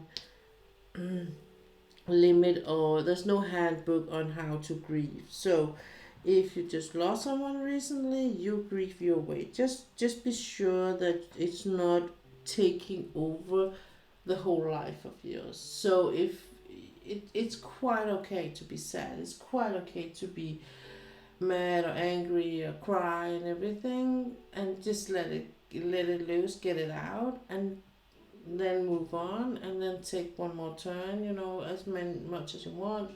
Hopefully you have someone you can talk to, because that is also very, very important, I think. that you are surrounded by people you can talk to, because you really need to you will feel the urge to talk a lot about this person you just lost. Um, Whether you do it or not is all up to you and the relationship you've had with the person, but it is kind of a natural thing. Um, and it might not be like the urge, but you will, there might be things really, like I need to call my dad and ask him about how long I'm gonna cook something. Unfortunately, I couldn't do that either. Um, so I know a little bit about grief, um, and I know a little bit about the feeling of losing my parents all over again.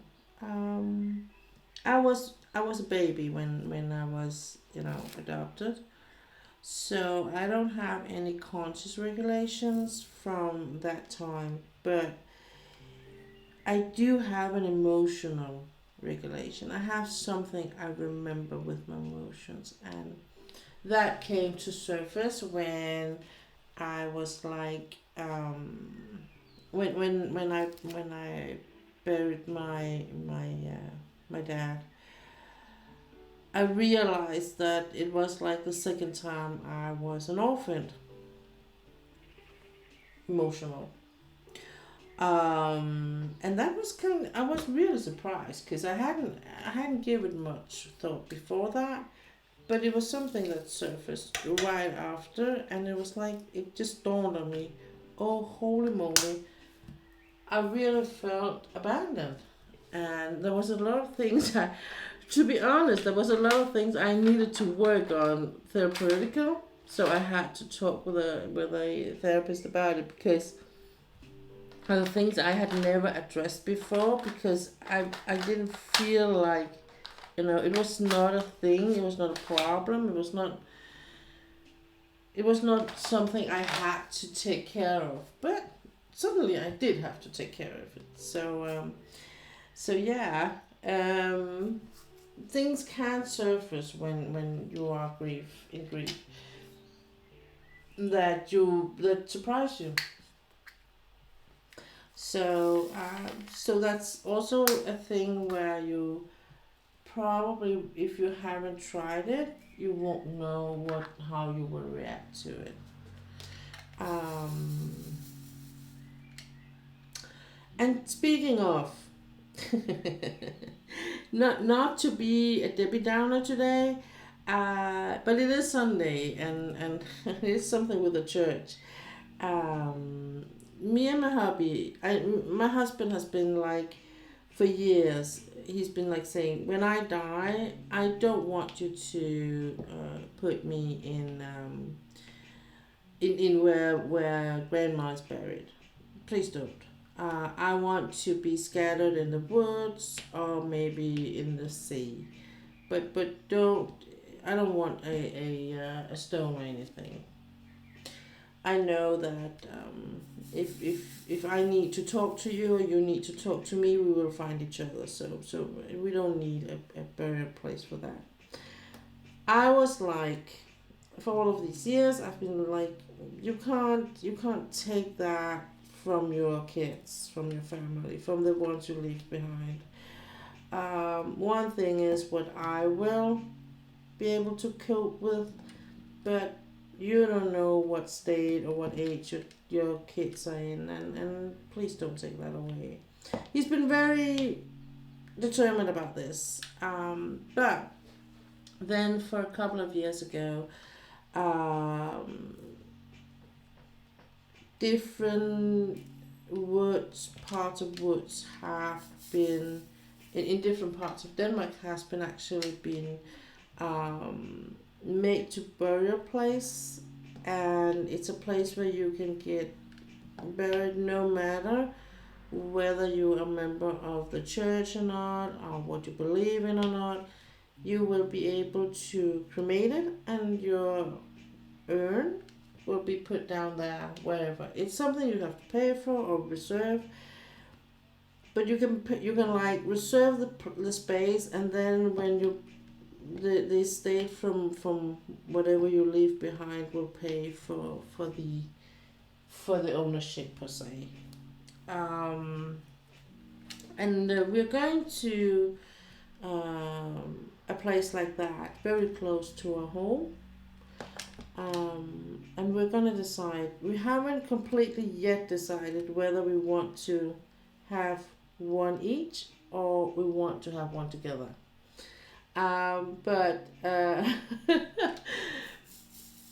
it's not like you save a lot of money by being put the same together. You know, it's not like it's two for one price or anything. So yeah. Um, but it's a very very lovely place for what I know. I know the area, and they have like planted different trees. I think it is, and then make these. So you're gonna have different spaces for to put down the urns around the trees, and they're already uh, made in the sense that they already have a number, and then you can have like a small placket where your name, for instance, will be written on, or the date for your what you die, and so it's not gonna be like a tombstone. It's just gonna be the small one, and a lot of people won't even have that. They will just have the number, and then the relatives will know the number, and they can go out and find the tree where you're buried. So I really like the idea about that, and I know it would be a good compromise for my husband, and he is also very keen on that. So, and it will be a good compromise when it comes to his kids. So. So yeah, we're gonna do that.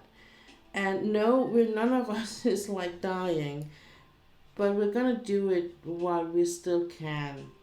And I feel like too often people are putting up things like that, like testament and all that. It's like when it's waiting until it's too late. And why? Um, you know, I have made all the decisions, and in Denmark we have like a system where you can put in an online at a site where that is directly connected to the people that take care of that part, with the whole barrier thing and um, the transport for the church and all that if you're going there. So um, so there you can like whenever you feel like you can go in there and fill out the forms for all the questions, and that is just like for everything from what you want to wear, what you want to what is it going to be in a church, for instance. Do you want to be cremated? What songs are they going to sing? Are there people that you don't want to be a part of it, and so on and so forth. So I have decided a couple of things that were important for me, and for the ones I haven't, I don't care. So I decided that I wanted to be buried in my national dress. Just because I know that there's no one else that's gonna they want to wear it. It's custom tailored to me, and I don't have any close in my close network that's like me adopted from Korea. So it doesn't make sense anyone should inherit that. Um,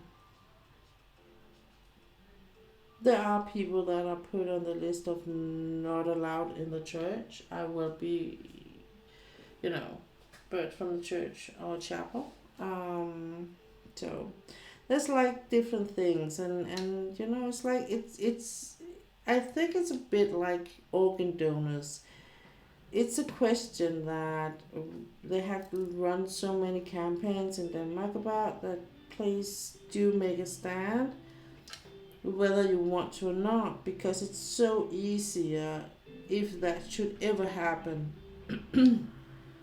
that you don't leave it up to your relatives. Or at least talk with your relatives about it so they will know. Because you might have like an approach where you want to do it, but your relatives can't really comprehend that. I talked with my former sister-in-law about it because she was in a not an ER nurse, but on the intensive care. And she said the hardest thing about the whole organ donor is that they have to make the harvest while you actually are still warm, and there's a machine that's doing all that, making your lungs work and all that. So to all the relatives and friends and families and all the ones that are left behind, you will actually still seem alive because your body is warm, and that is hard. And that is why some will say no on your behalf, even though if you made like an organ, uh, like you told someone you want to do this. If I ever die, please use my organs. It's so much better to be registered in today you can in and it's gonna pop up whenever you are like admitted to the hospital that this is a conditions, this is how it is. Like somehow they don't want to be rescued or resuscitated if they are like not able to breathe on their own. And my mom had that when she was diagnosed with cancer. Then she was like, if I am at a point where I can't breathe myself, please let me die. So yeah, she was very she took very much the matter in her own hand, and yeah, she was a strong woman. So okay.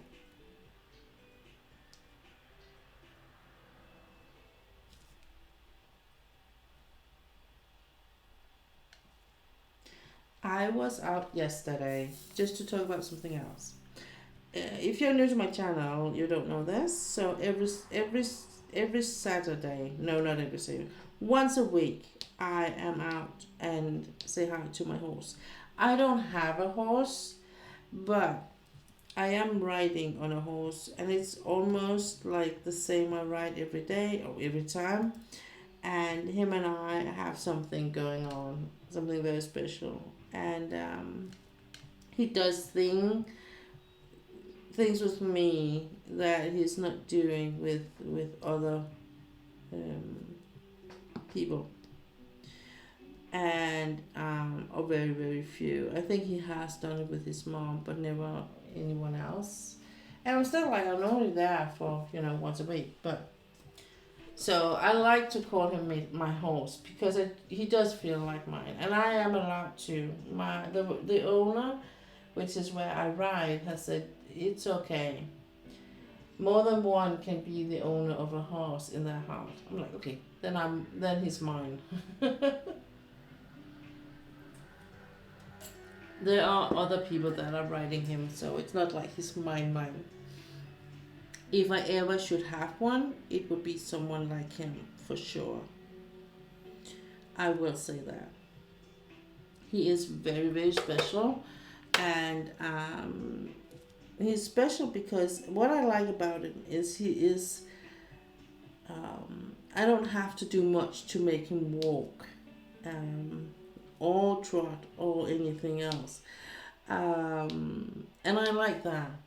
But I also like the fact that when I have that and I have the leadership, I can actually let him go for long range. I don't have to have much contact in his mouth. I can actually have very little. In the beginning, you have a lot of contact because he will push, but now because we have had like I've had what I'm on, I think third month. maybe even more, 4.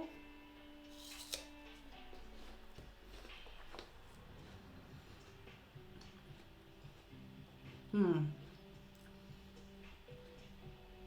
That I'm riding like exclusively on him.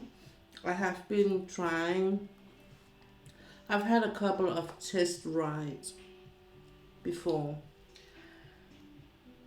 The thing is that I have been riding on this place for the past 14 years or so.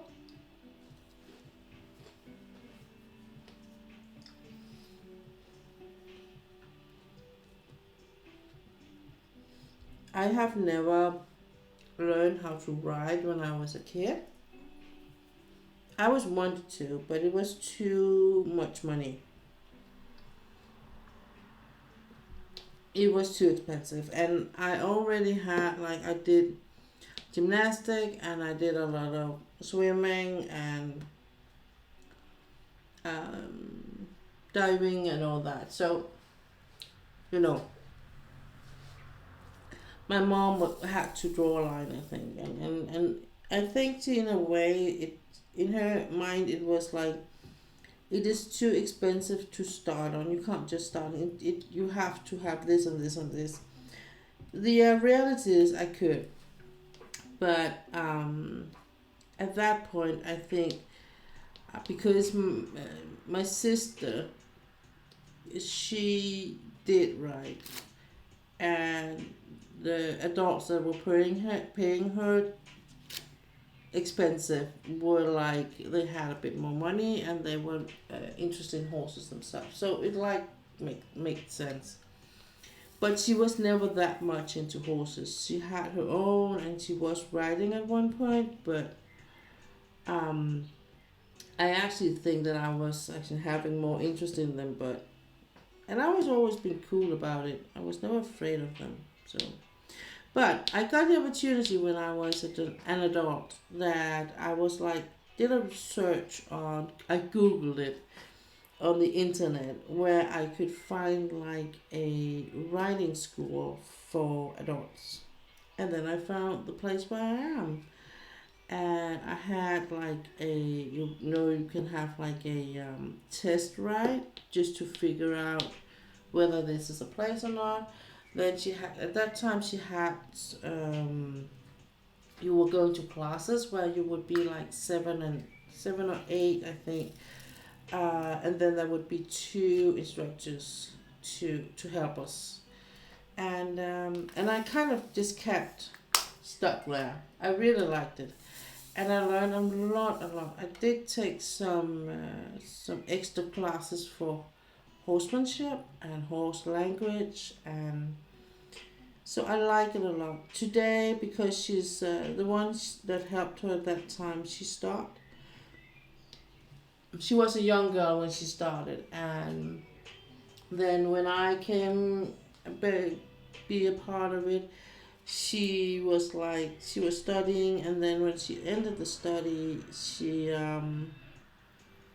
had to make some hard decisions, and the horse kind of lost, and she found a boyfriend, and she got married, and she had a kid, and so it was a whole thing, and it was okay. It was my riding instructor and I talked about it, and it's just things that happen, and they will come back if they want to come back, and if they don't want to, they don't want to. It is what it is. So, but so today it is lessons 101 you get, and you will get like an hour, but it's not an hour on the horse, but you will get at least 40 to 45 minutes because you will use the last 15 minutes or so to put the saddle on and on and off the horse, but yeah, so that's what I do, and once a week if I could I would do more, and could that is both the financial way, but it's also like my body can't do it, and sometimes in the summertime because I usually will have really good condition, my body will be happy and everything because it's a warmer weather and it's more relaxed, and I will be like taking extra lessons or put them a bit closer together, or you know. I have been talking with her about maybe this summer to do like a 1.5 hour lesson and then do a bit of grooming. And I can't, he's a really big horse, so I can't groom him myself. Uh, so it's going to be something, it's going to be more like a teaching thing, and we can do it together. Um, and look at the hooves and all that. So, and maybe do a bit of a language thing and go riding afterwards. So yeah, so that's a thing I'm gonna aim for this summer. I have a like a goal that is not like time limit. It's just like an overall goal with my writing. I really want to be able to master all, what is it, four uh, riding things, both the walk and the trot and the canter and the gallop. So, and we will see. Um, and the thing is that if I can do the transition from the walk to the canter, for instance, then the transition from the to the other are not that hard, she says. But yesterday, for instance, was like I had the perfect transition, and we just kept going for like almost a whole circle, and that's a big thing for me. So I really, really like the things we accomplished yesterday, and it made me happy. And that's one of the reasons why I do like writing. Is it makes me happy. It makes me genuinely happy. It's not just something I say. I actually feel it straight to the bone about it. So, um, and I like the way, of course, I like the way she does things. Or she, you know, the whole approach she has for horses. Her horses are not like put in stable at night. It lives out in the free life all night. But we don't have like mountain lions or bears or anything in our area at least. So they can stay out. We only have foxes. We don't even have wolves here. So they can stay out and be like left alone. They often will be accompanied. What do you call that? Yeah. They will all sometimes have like deers being part of their when they do grass eating and stuff like that, or hares. So a lot of the wild thing will come along, and so yeah. But in a lot of ways, where I ride is very different from the common riding school in Denmark. You won't find any whips, you won't find any spurs, and there's no need for that. Um,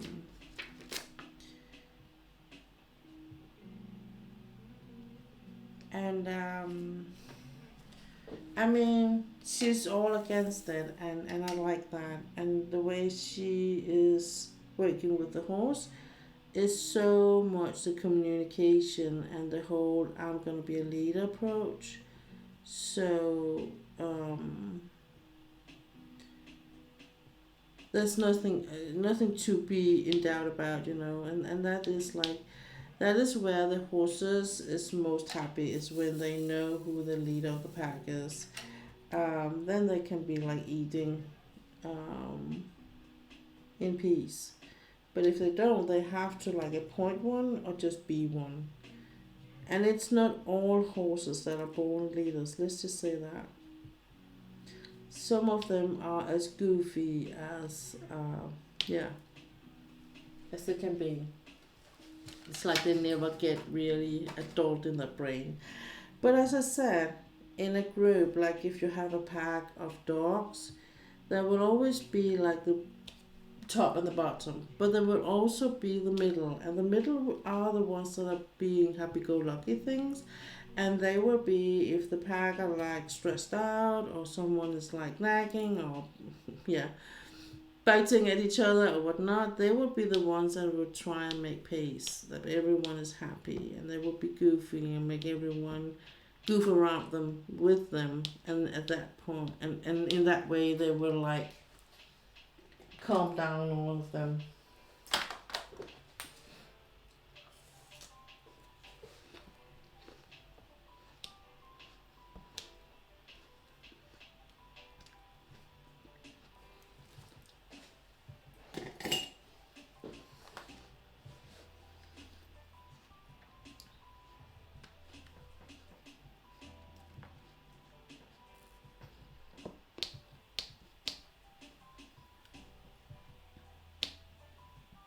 And the more I've learned about horse language, the more I see when I'm out, visiting other places where the horses, if they are out in the pasture and there are like three or four horses walking together, you will see how they interact with each other. And you will also be able to spot who is in and who is out.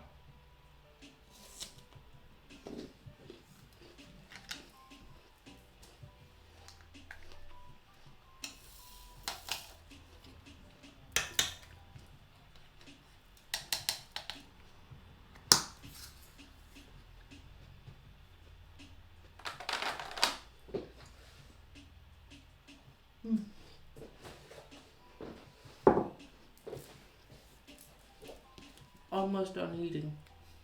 Sorry for the noises.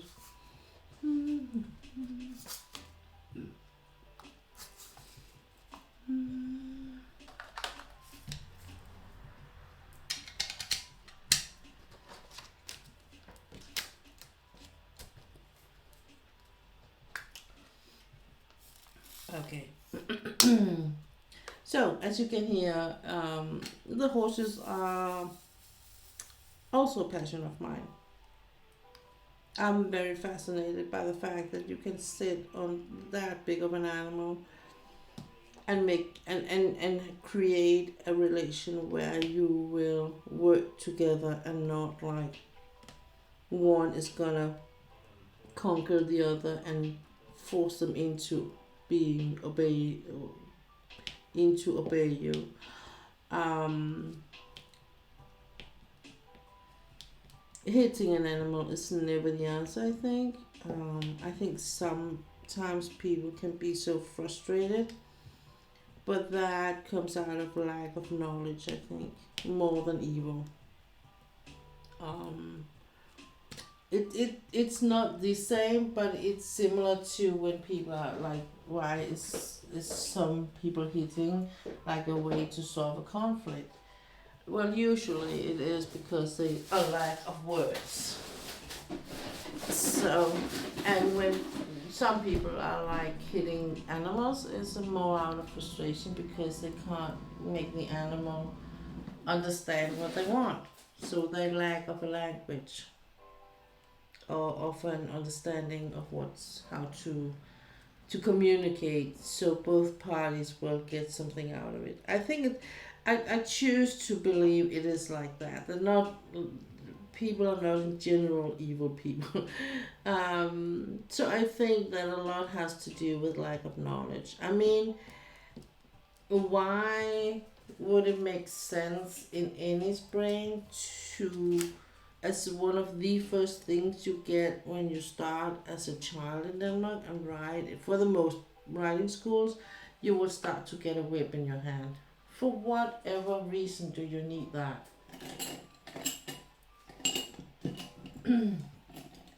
I mean, why do you need a whip?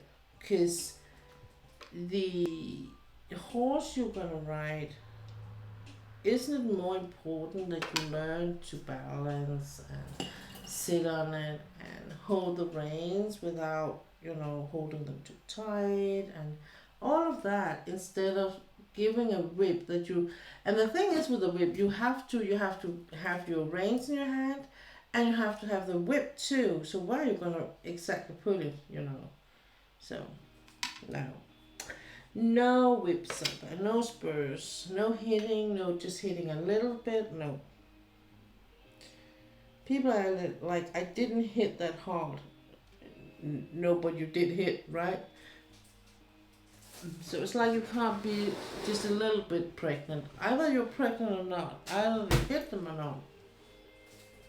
Peekaboo, looking. Thanks for the look.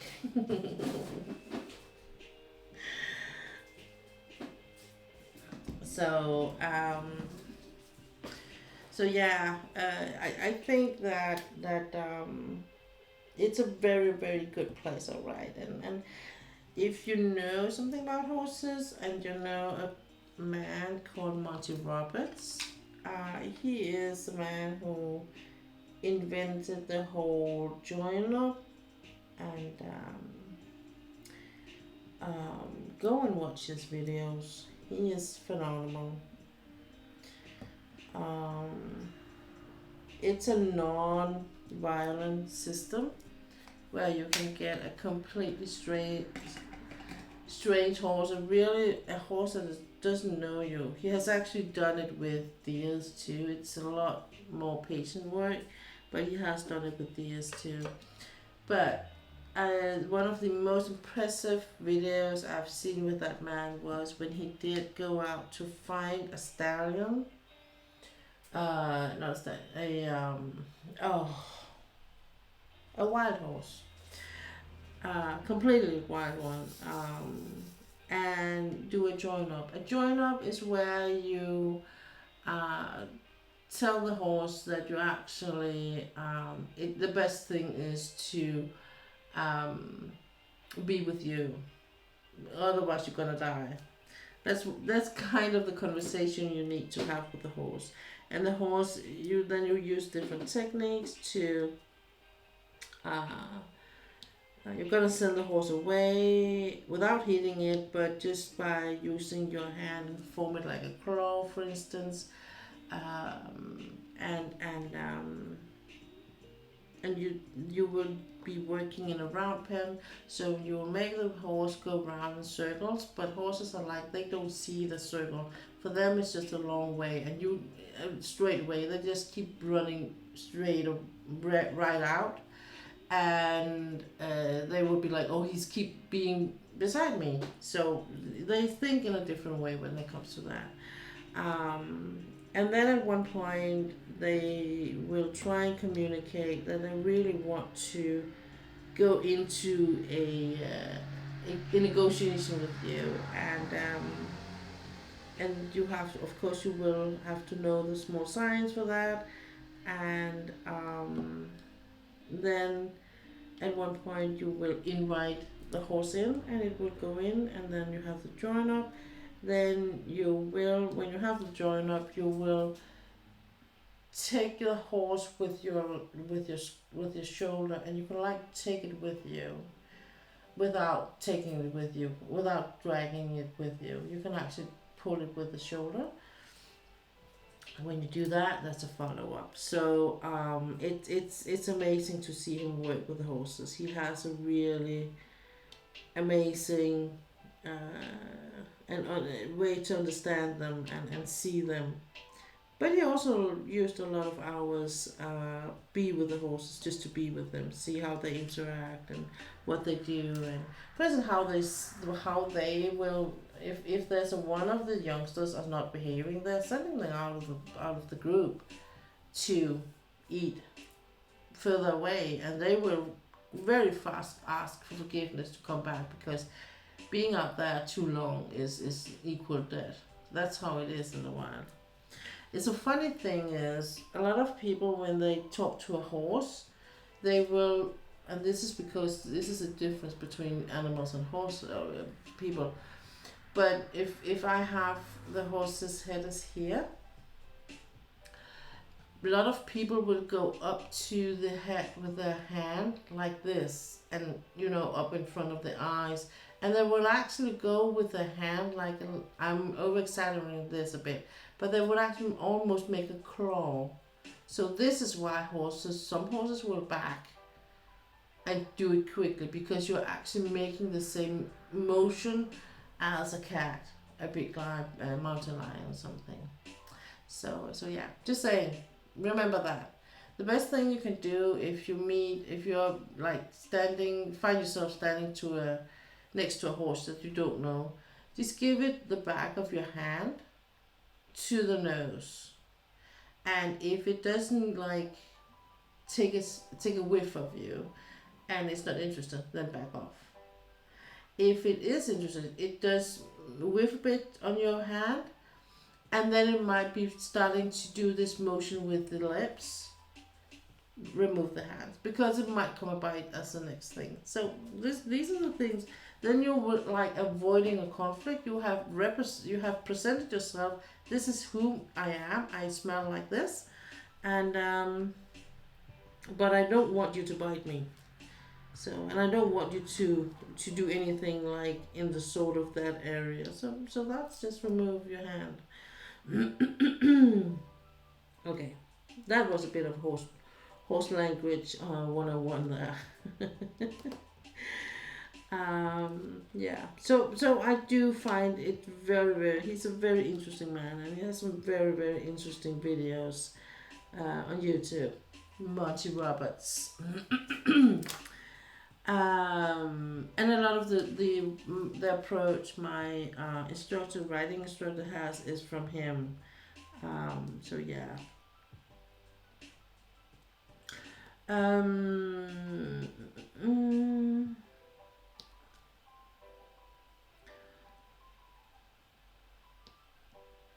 I think if I didn't have had my 3 back surgeries, at least the 2 last ones. The first one I think was the only thing that was wrong with the first one I got was just that it came too late. So I got some.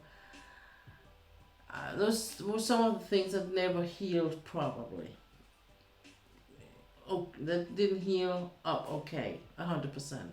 So I still have some damages in my spine from the prolapse I had, unfortunately.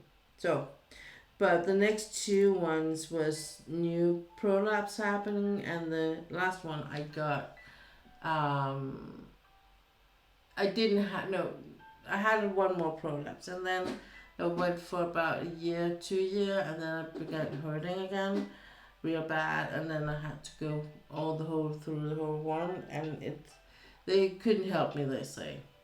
Long story short, but I managed to be like, will that mean if I does get worse, I need to go all over the process again? And he was like, no, okay, I'm gonna schedule you for a year from now. So I went for a whole year with a lot of pain in my back.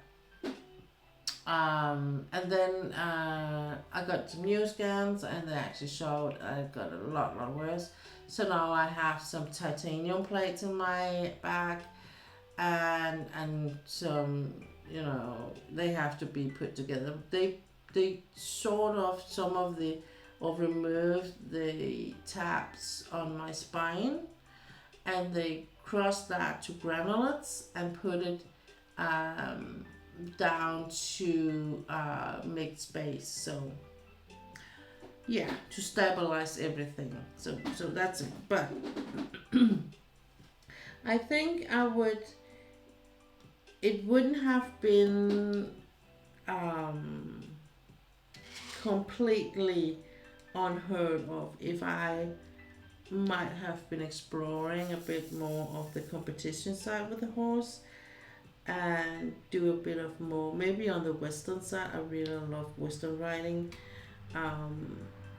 So I think in that sense I might have been more like able to do it. I can't do it today because I was riding when I had my 2nd back surgery, and I was riding when I had my 3rd one, the last one. So, but every time you have to recover, you kind of have a setback, or in a way. So, for the longest time, I didn't feel like I was moving anywhere in my riding techniques, and I was like just watching everyone else just move along, and they got better to that, and they were like introduced to new things, and I was just keep doing what I have been almost doing for the first day. But on the other hand, the thing was that sometimes you forget that your body might not always be able to what your mind is setting it to. So I was like, maybe as long as I'm using so many resources on getting on the horse, I might just, keep it there. I'd be like, okay, I'm not gonna, I'm just gonna be satisfied with where I'm doing. What I didn't know at that time is that I actually learned a lot more, even though I was like only doing riding in walk. I didn't realize until very late, like later, that I actually got a lot, work in the muscle memories. So there was a big black horse she had that was called Stefan, and he was a personality. He was like when all of the horses were running on the pasture together, he was number two. He was a warrior. One of the she has like a Spanish one, Legido. He's the leader of the pack, and he will be to the day he dies. I think he's a very very strong personality and very strong, like um, radiates almost from him, like he is the leader. Even when he's just walking, it's not like he's prancing or anything, but it's like he's just like he knows who he is and what he's capable of. So and so was the black one. He was also very knowledgeable how about his strength. So I learned a lot from him, from riding him, because he was like those things you could do on him, and you could do everything on him, and he wasn't dangerous or anything. But if you did tell him to do some things and you were not prepared or ready, um, you know, he he he wouldn't do it, or he would just do it very light, very very little. So um, I just because it's just the symbols here are very much alike. So I just need to focus just a tiny bit. No, but he was a very very unique horse, and I will say for the most part, most of her horses have been. I just feel sometimes like I've been there like a decade. But what happens was when she did have to like, you know, um, restructure her whole how her whole writing setup was and teaching setup. Um, some of the horses was like too much um, for her to have time for, and some of them never felt really comfortable in the school.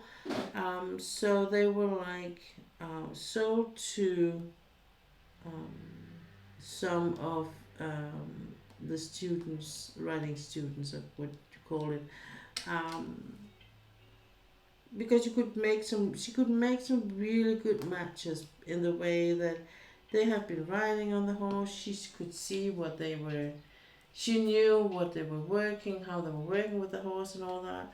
So she would know it would have a good home. They would know that it came from a good home and that it was used to this and this and this. And I think that's really important in a way.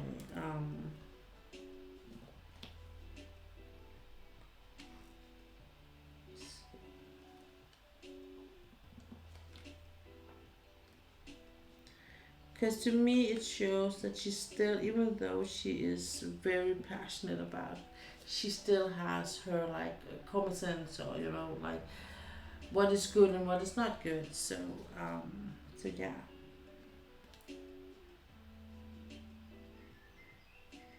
I'm hungry.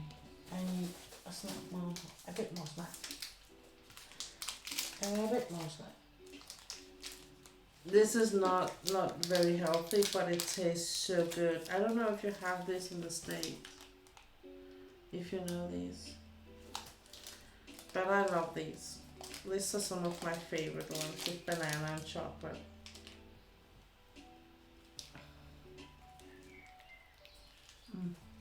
Mm. Mm, mm, mm.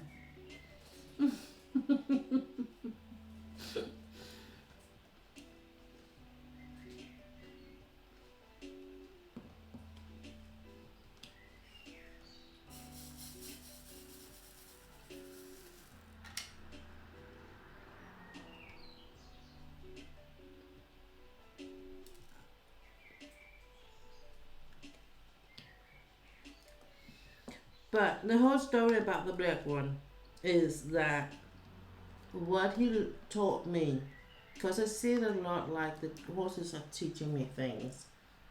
I'm not teaching them anything at all. I'm just there for the ride.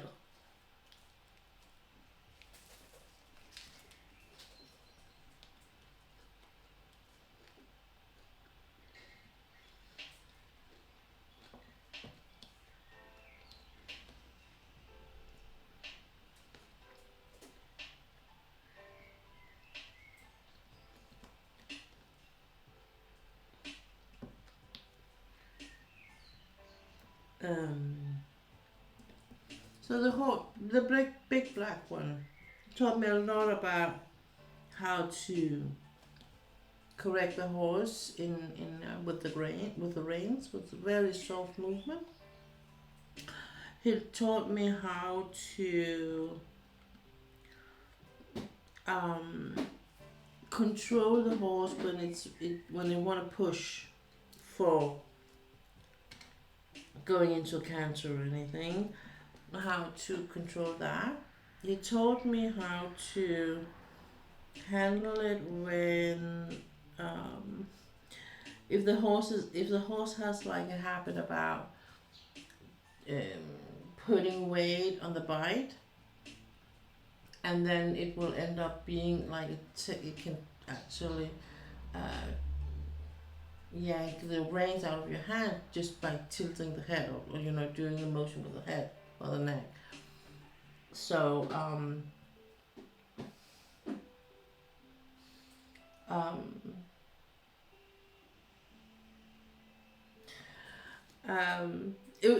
sorry. I got a bit distracted by some of the birds in the garden. They have just hatched the small ones, and they have their own way of begging for food. So, yeah. No, so he taught me a lot of things, the black one, and he was very good at you know like feeling or being so much there when you ride. So he knew what your body was capable of the day you were on him. So I could be like in my mind, oh, today we're gonna trot and we're gonna do this and this and this, and he will be like almost not able to drag his feet over the ground, and I would be like, oh, try and make him walk, and yeah, okay, okay, and and then my riding instructor and I would more than often be like, and I would say my riding instructor is and she still does, like asking me, are you a bit tired this week? Because the horse is showing me things. I'm like, yeah, I might be. So, and the new one I'm riding now, it has the same thing. He's not as good as the black one, but he's getting there. He's absolutely getting there. And yeah, so all of these, like putting weight on the bed and maybe yanking the reins and all that, was something that I already knew how to handle. So when Albert, the one I'm riding on now, do that, I know exactly what to do, and I'm not intimidated at any way. Um, in the beginning, because he's so pushing so much to walk faster, um, I would want him to go in a good but good pace, but where he's kind of like making the whole, using his long legs the whole way, not just a small step, but long good steps in a good stride. And he's not very fond of that in the beginning. So I had a lot of work with the reins. So the very first time I was put on him, or I sat on him, my running instructor would have like a row,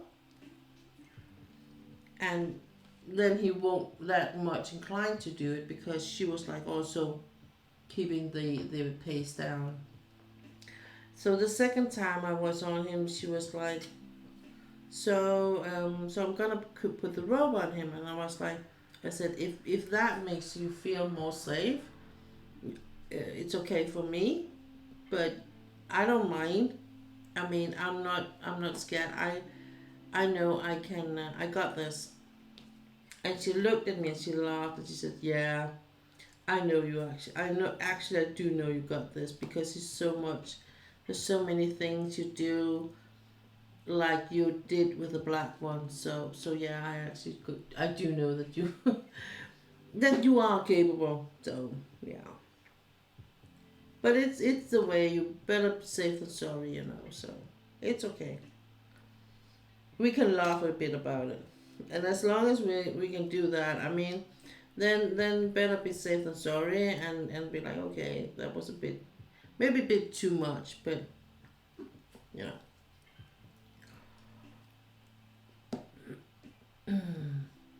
So yeah, so diamond painting is a passion. The horses is a passion. I would say the crafting thing is a passion. So and the horses is a passion. And then there's the dogs. So I do have a lot of things I find giving in my life. So they're not taking all of them. A lot of things are giving me more energy.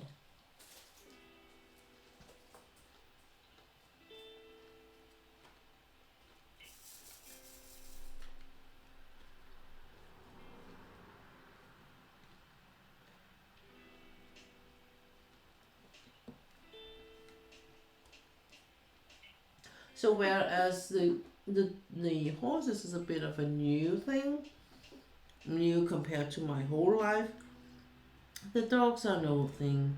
I mean, I was raised next to German shepherds, and um, when I got old enough to understand how to train the orders and do the whole command thing and that, I did that. And when I got old enough, I was the one who was taking. I took the dogs for a walk in the afternoon before dinner. Um, After I did my homework, of course. So they have always and I was very rebellion when it came to the dogs. My mom was always like, "Don't let them go loose. Put the leash on them. Always, yeah, yeah, yeah." So the minute we were out of the door, I just click, click, and they went. Because I have never a problem with them being loose. They never ran from me or anything. And I went up to some like green areas where they had like they used for different kind of sports and stuff like that. And I was doing different kind of obedience training, and I did some new stuff and things I did, came up on my own, and I just loved be with the dogs. And I mean, I sometimes I fell asleep on the floor with them. I was just cuddling up, and then I'll wake up all by myself. So yeah, and my room, my bed was the only bed in the whole house where they were allowed to get into. At one point, I was so fortunate to have like more than one room that was mine.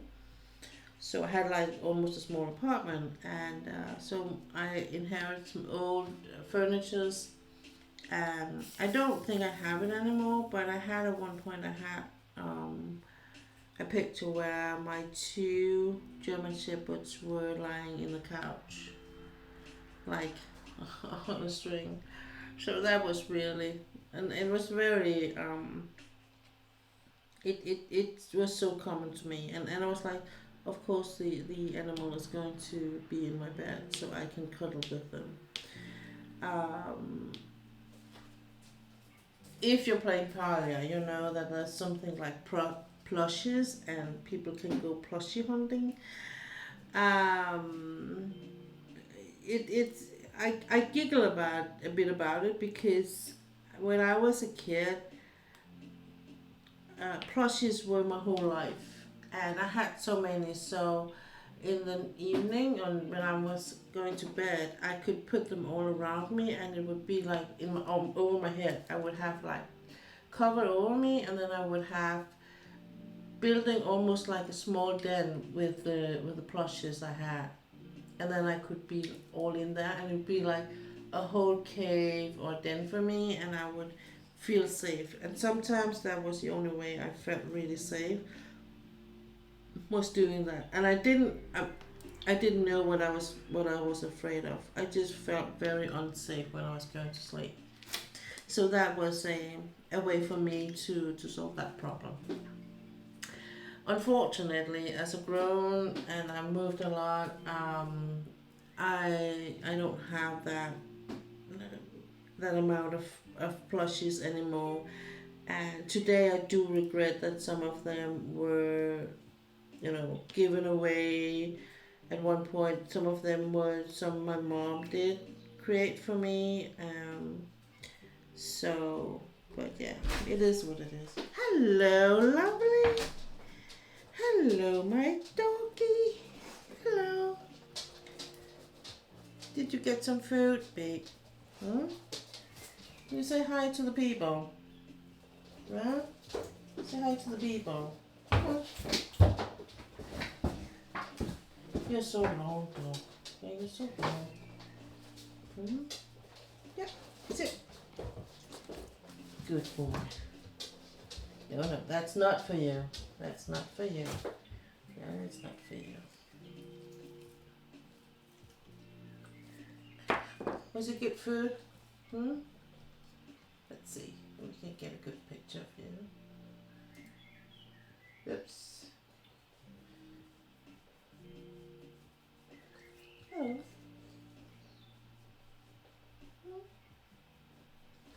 Yeah.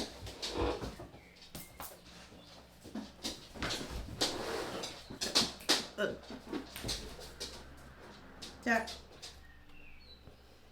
what do you want from me? Oops. Velbekomme, skal.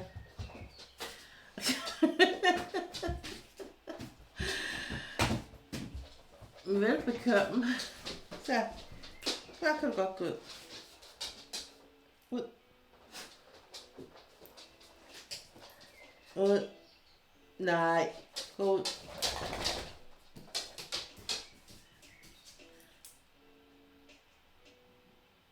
Gå ud.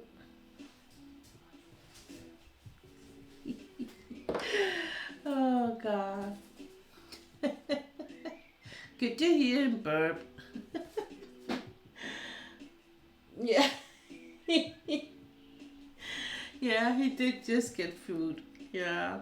So he just needed his mom to burp him, I think. My camera is acting very strange today. Just in general, just saying. Yes, it was a big one, yeah.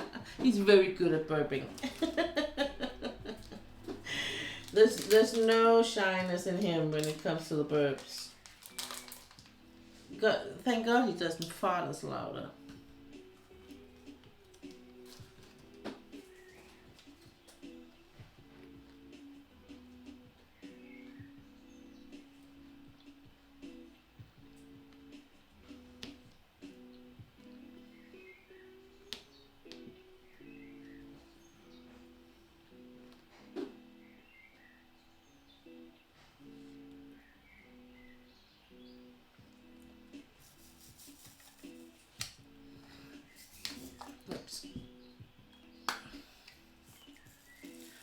So I didn't. I moved out from my home when I was 17 and a half.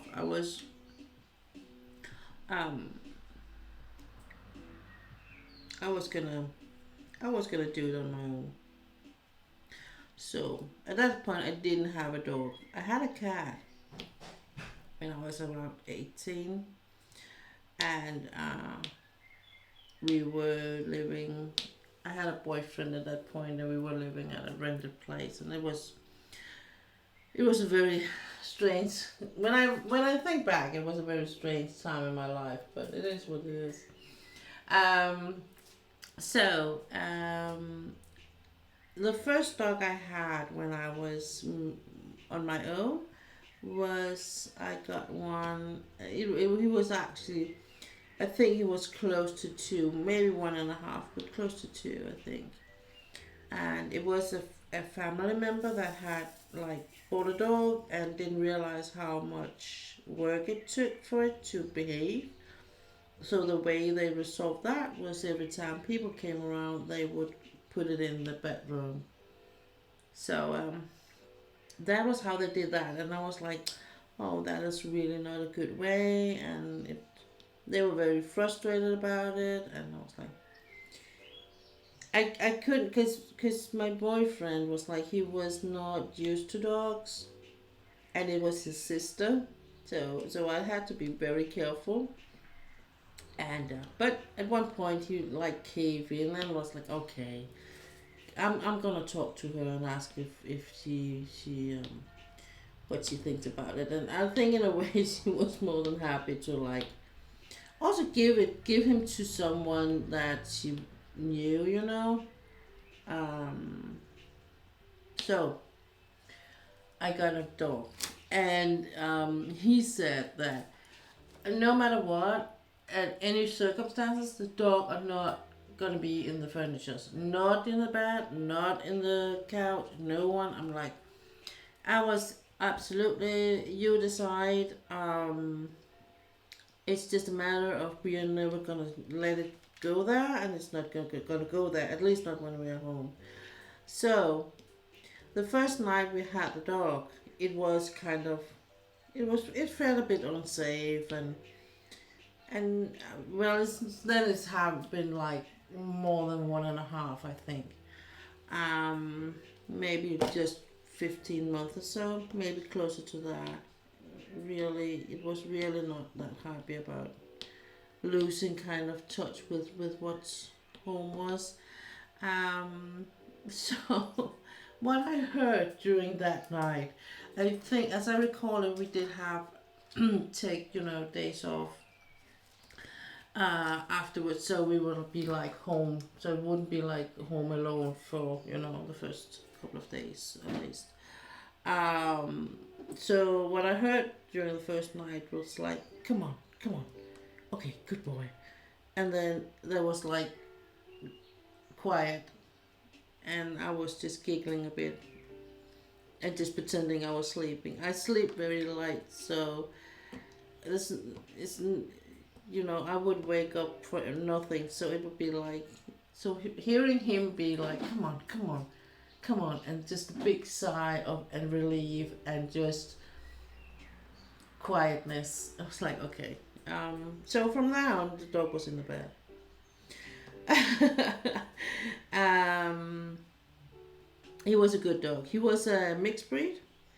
A lot of different breeds, and they hadn't trained anything with him, so the only thing he really knew was just to sit, and he could somewhat manage to be in a leash. That's it.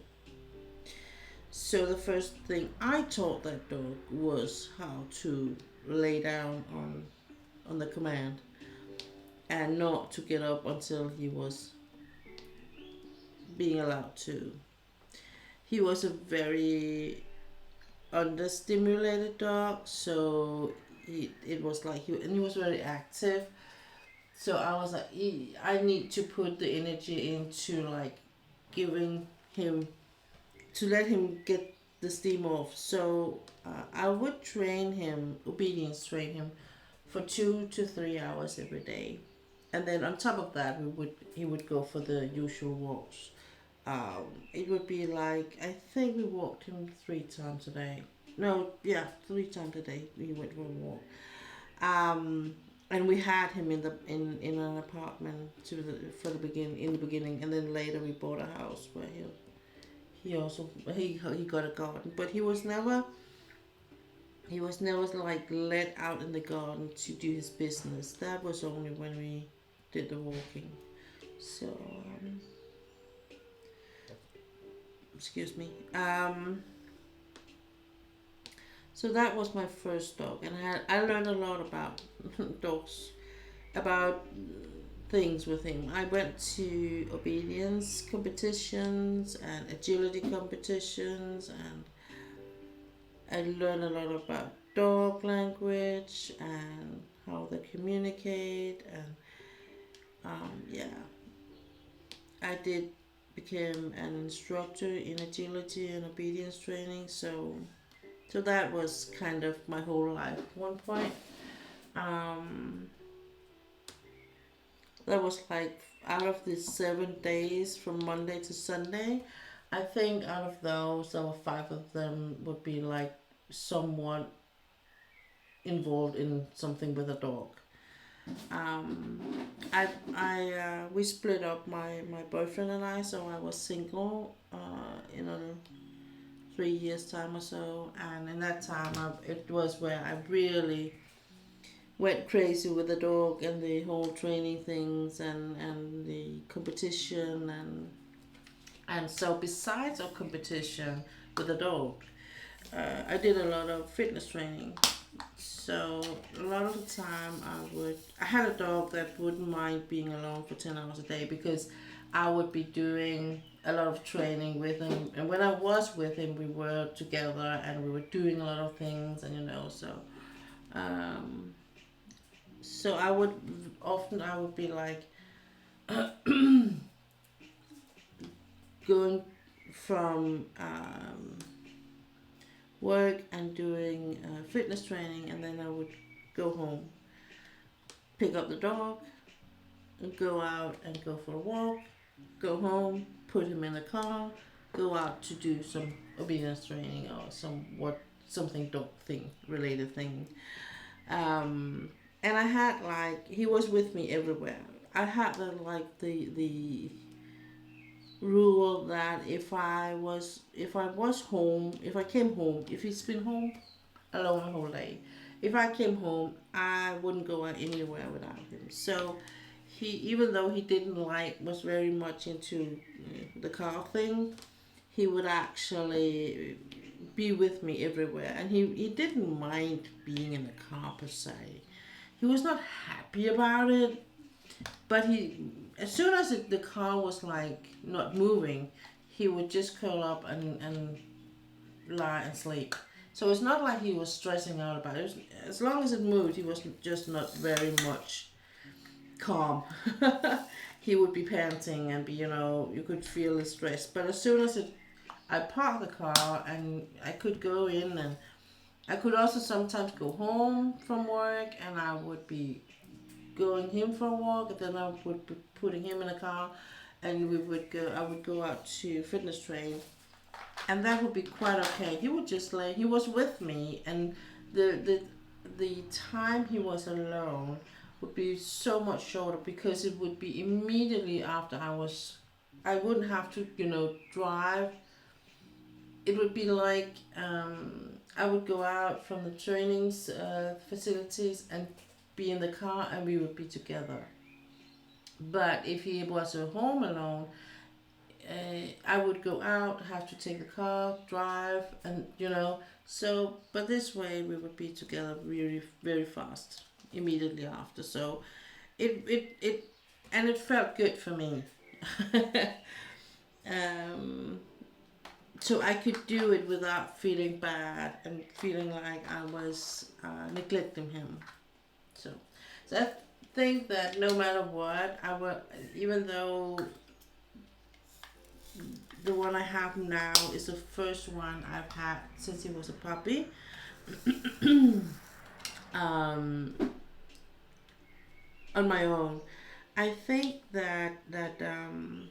I've always been very close to the dogs I've had, and they have been treated like my kids in the way, not in a spoiled way, so I wouldn't, you know, um, I wouldn't demand anything of them, or it's not like that, because I would say that the one I have now, and his predecessor was has been one of the most spoiled brats. like, and it's only because they're not brats. They're really nice, calm dogs, and they can actually give me the dog look, and they get away with a lot of things that my old ones never would. I had a German Shepherd, a lovely, lovely German Shepherd, a female dog, and I loved her dearly, and I still miss her a lot. And there was a lot of things she would never even try to ask me, I remember one time when my husband and I we started dating, and the first couple of times we were together, we both have dogs, and mine was really, she was super sharp with obedience, because that was what her mom demanded. The other one was like a pincher, and pincher's more like a Doberman type, or they have a mind of their own, or Roddy type. So they're not always like, they hear what you say, but they're not always agreeing with it. So so it would be like you would ask him to lay down, and you could do it like 3 times, and only the last time when you were really mad and upset with him, he would, okay, give in. So my dog very fast learned that, how the tone would change, and at one point she was like, she wanted to move from the floor to her bed, and she was doing almost a sneak over to the bed, and then the final came, Dick, lie down. And she just threw herself on the floor, and then she looked at the bed like, oh shit, I missed it. And the other one was still not lying down. It's like, but I just laughed so hard because she was just lying there, just out of reach of that poor bed. And she was like, oh no, I didn't get to the bed. So I released her, like, oh, you can, it's okay, go to your bed. And said, thank you. So yeah, they were really funny, the two of those, because they kind of got they had, I wouldn't say they had a hate love relationship, but they had like a bit of a sibling competition going on, in the sense of, for instance, with food. My dog, my German Shepherd, didn't like broccoli,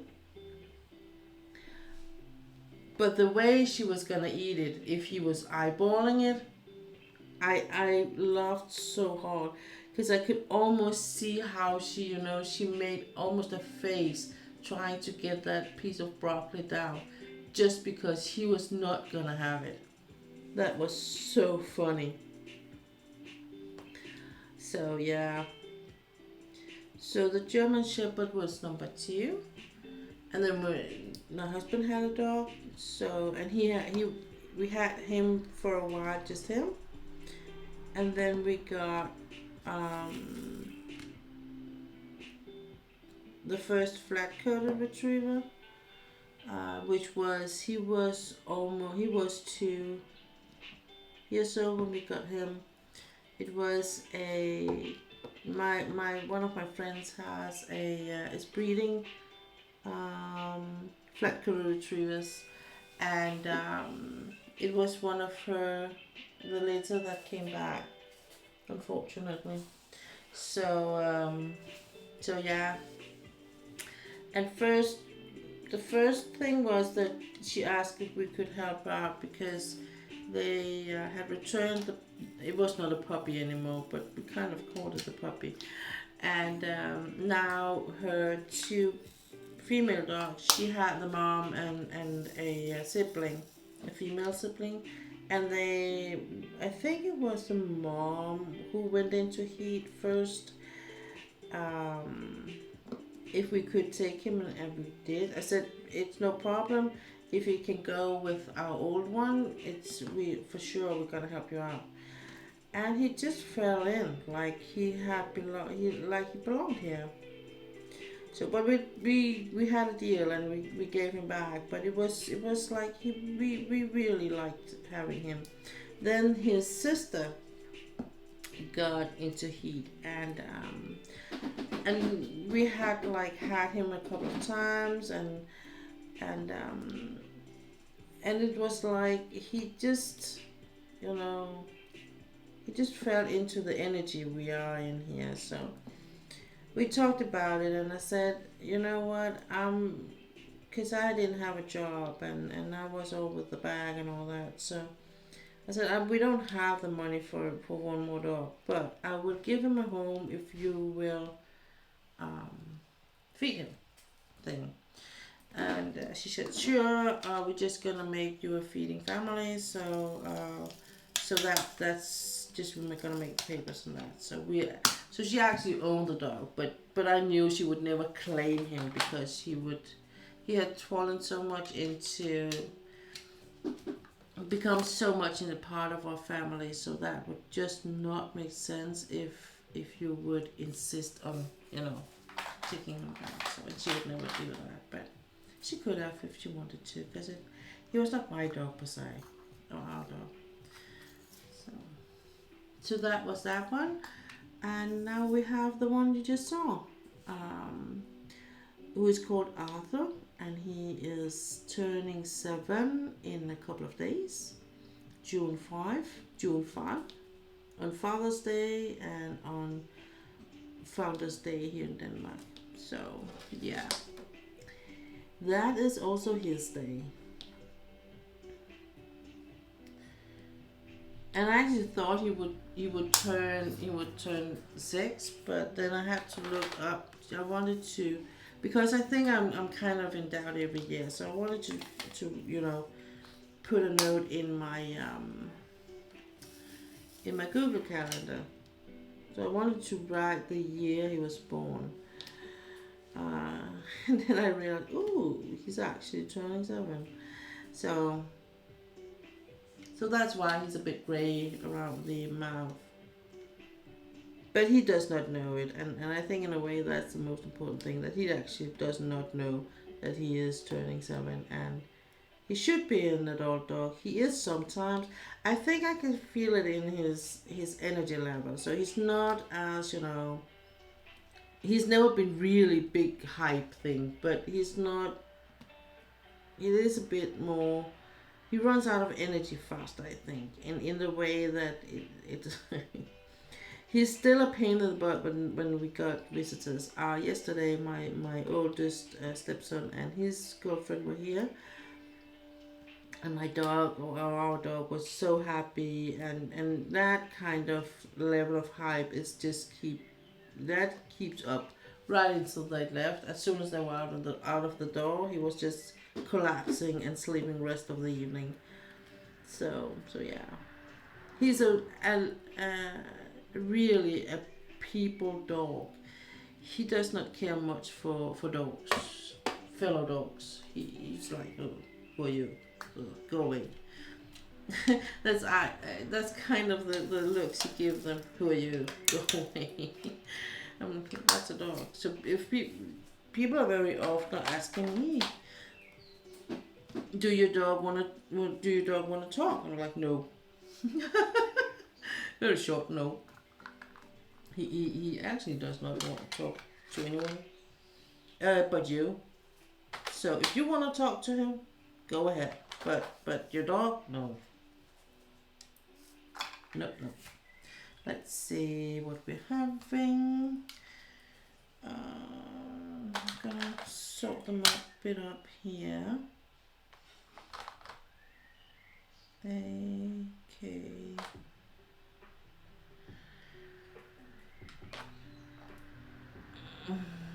There. That one. And we're gonna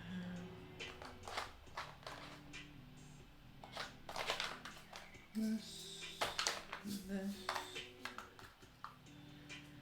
A couple of these are just 2 or 3 stones, but I'm still gonna take them aside. This is just a way for me to keep track of how much I have left. So I always will sort the last colors out. I'll do like this so you can see what I do. So I'm just gonna take the colors I'm gonna need for the rest of the last part here. And I think just for this, I'm just gonna figure out sort them a bit in those I'm gonna need a lot of, and those I'm gonna not need a lot of. That's it. Oh, no, it's there. No. And it's like, because then I'm gonna put them back as I do them, so I can see how much is gonna be less and less and less, and that makes me happy, I think. So we're gonna go with the A. So I have like 2, 4, 6, 7, 2, 4, 6, 7, 8, 10, 12, 14 colors, and some of them are like just very few. So I'm gonna do those. I think I'm just gonna try and close this off because I'm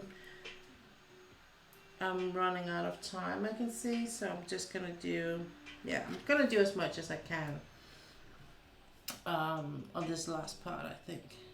So, because it's really just, but what I'm thinking is if I can do like close this off with drills for now, and then I would have this last part for tonight off stream, and that's gonna be no problemo. So let's see how much we can get, and go from there. But I really love this part of it, as much as I love doing the whole beginning and the fresh canvas. I really like this part where I can just remove the drills one by one back to the tray, and I know when they're there, it's the end of it.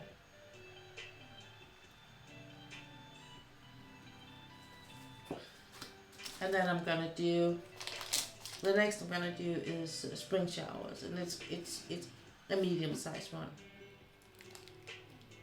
Medium to small size, depending on who you are.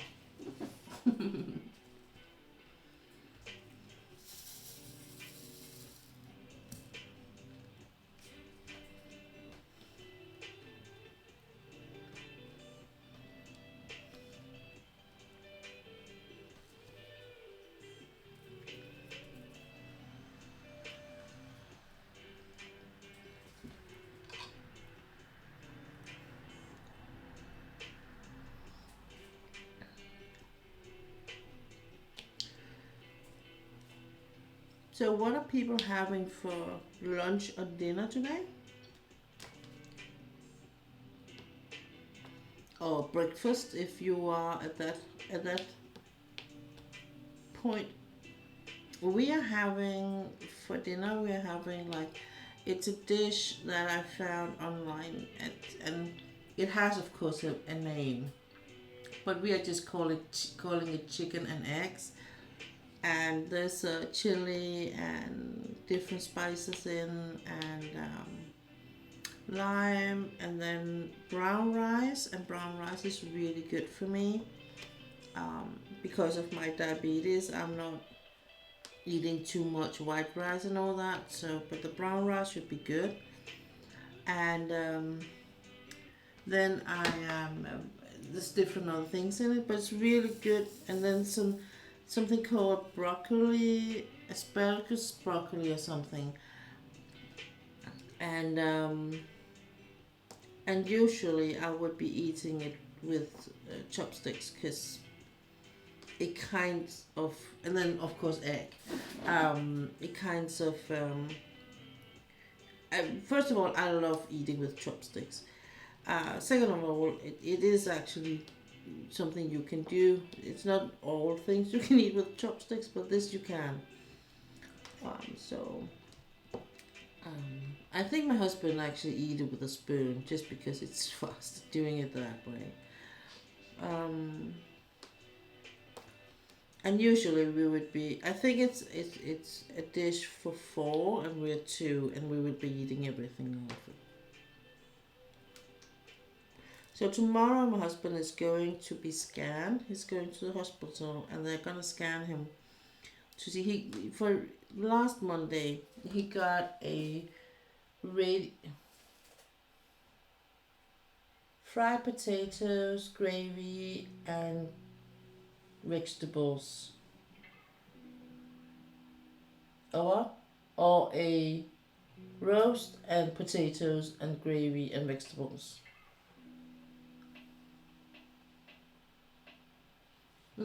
I think that's it. But last Monday, my husband had went to the hospital. He got like a pill. It was a big capsule, with some radiation in. Um, that they use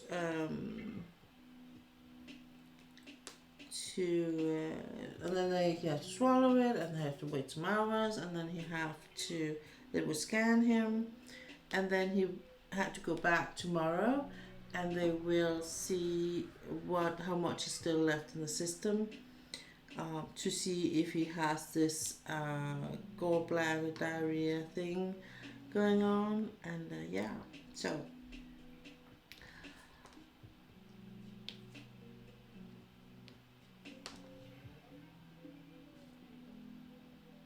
And I'm just gonna have my day off tomorrow. I think we're gonna have maybe a bit of a dessert today, because we did. Oh, yesterday it was. I did something I haven't done for years actually, but I did. I used to do it quite a lot because I overate. I did really eat much more than I was hungry, but I was so hungry. It all started with me being hungry yesterday. The thing is that I don't eat much when I go horseback riding, and when I come home, I'm usually very tired, and I don't eat that much. I might be eating a banana or something, but then I would be just, I'm not feeling hungry. And that is a bit of a problem because when I reach like afternoon, I would actually be really hungry for dinner time. So I was really hungry yesterday, and we're going to get something I really like. Like the barbecue was gonna be light up, and we're gonna have some beef, some steaks, and we had some big sausages with chili and cheese in, and then we're gonna have baked potatoes, and I love baked potatoes that way. So it was just gonna be all the goodies for me, and so these baked potatoes were really, really like enormous. They were really, really big. So they were done when he took them off the barbecue. So they had to get a bit more, and I couldn't wait. I needed to get something to eat. So we ate the sausages first, and I instead of just eat one sausages because they taste really good, those sausages. He made four, so two to each. But usually I won't be eating two. I would only be eating one or a half. But I ate two because they were really good, and I was really hungry. So and then I ate a bit of coleslaw, and then the sausages were done. So I ate one of these really big potatoes. No sausages, sausages. The potatoes were done, and they were really done. They were good. So I ate one of those. First one half, and then another half, and two pieces of. This was like a we call it. I don't know what you call that part in English, but it was really good part of steak. So and it was really tasty and tender and everything. So it was so good. and my stomach was hurting really bad when I was done. And I was like, why on earth did I eat that last part of meat and potato? Because when I was done with the first part, the first steak and the first, because they're not like big steaks, it was just like smaller part pieces of it. So I could have stopped there and be all good and dandy, because I wasn't. But for some reason, I had apparently put my mind into I wanted to eat all of it. I don't know why, but I did. And so yeah, that was the thing. I haven't done that for years, to be honest. I did it a lot when I was at one point, but I think it was something with at one point in life I had a very habit of not eating that much. So when I did eat, I would overeat in a way.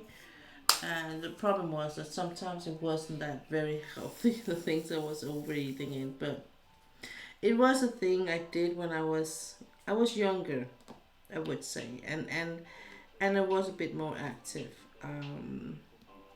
When I really caved into it. But it is a habit, and it is something that you know I can. It's like the stop button in my head or brain. It's like not. It's put on pause or something. Because instead of realizing that I'm actually full and I don't need to eat more, I just want to have everything. And I know that's something up in my head. Um, so yeah, but hey, ever once in a while you can do it like that, I think, and it will be like okay. The thing is that when I was not really enjoying the food, having stomach ache afterwards, it was not really funny. So,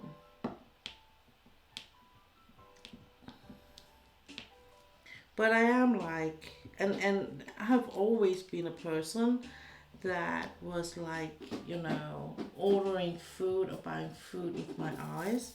So this about not buying food when you're hungry is really a thing with me.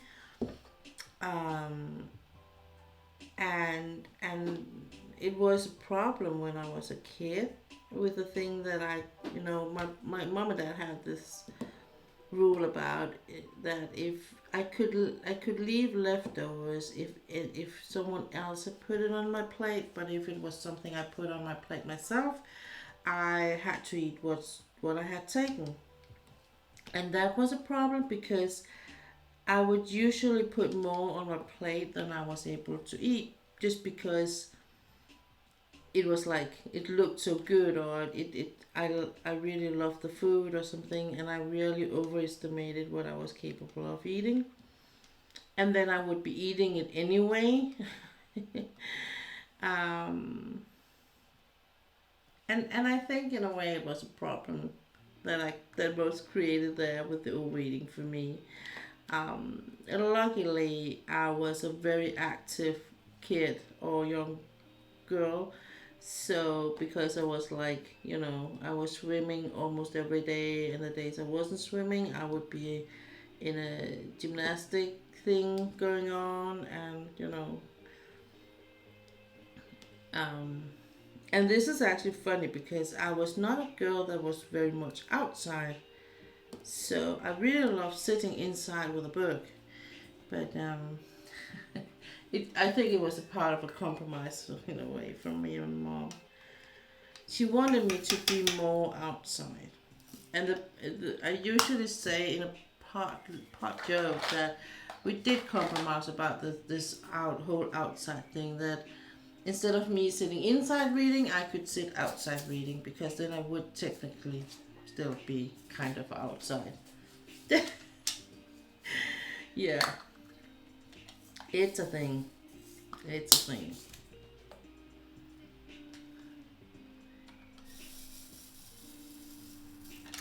So, I have around 30 minutes or so left. So, I'm gonna push it to, I'm gonna get as close as I can to the finish here, and if I am gonna finish, I can see like I'm just having very few colors left or something. I'm just gonna finish it, and it will just take that a bit of longer stream, and you will see the finished result. And if not, I'm gonna finish it off stream, and you will see the finished result either on my Instagram or YouTube, or when we see each other next Sunday. So, or if you follow Miss Coffee, for instance, I will be putting that in the Discord of hers.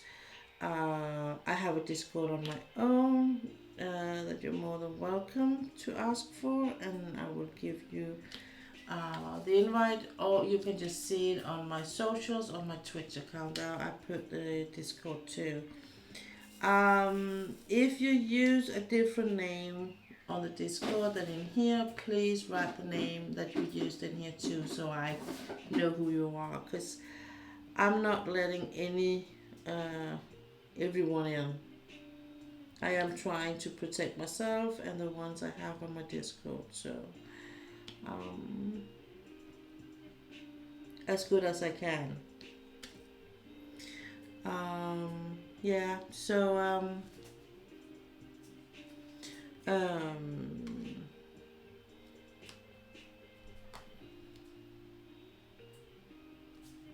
and then I have really been a bit hoping that I would be a bit further with this one as usual, so I would be able to show you my cross stitch setup. But I can tell you that next time I'm gonna set the cross stitch ready.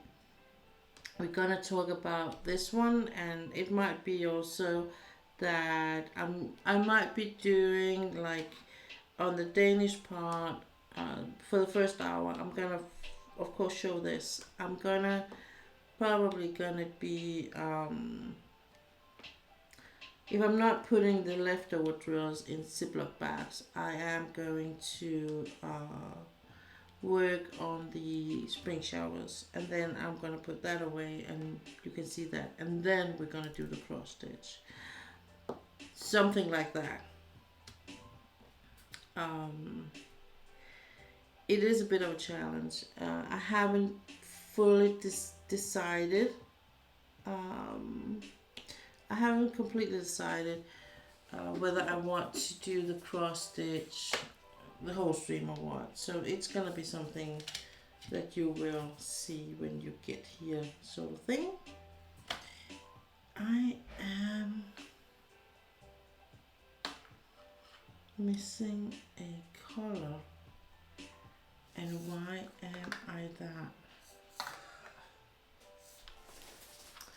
I think I put it away because I thought I was done, and then I just realized I'm not. So now I'm missing it here. So I usually will, and I am going to leave the AB drills for last. Da, da. And it's just because I just put fairly new wax in the pens, so I need to use them, and there's plenty of drills I can use them on. So it's gonna be okay. So at the end of the day, when I'm done with all the other ones, they will be ready for the AP drills.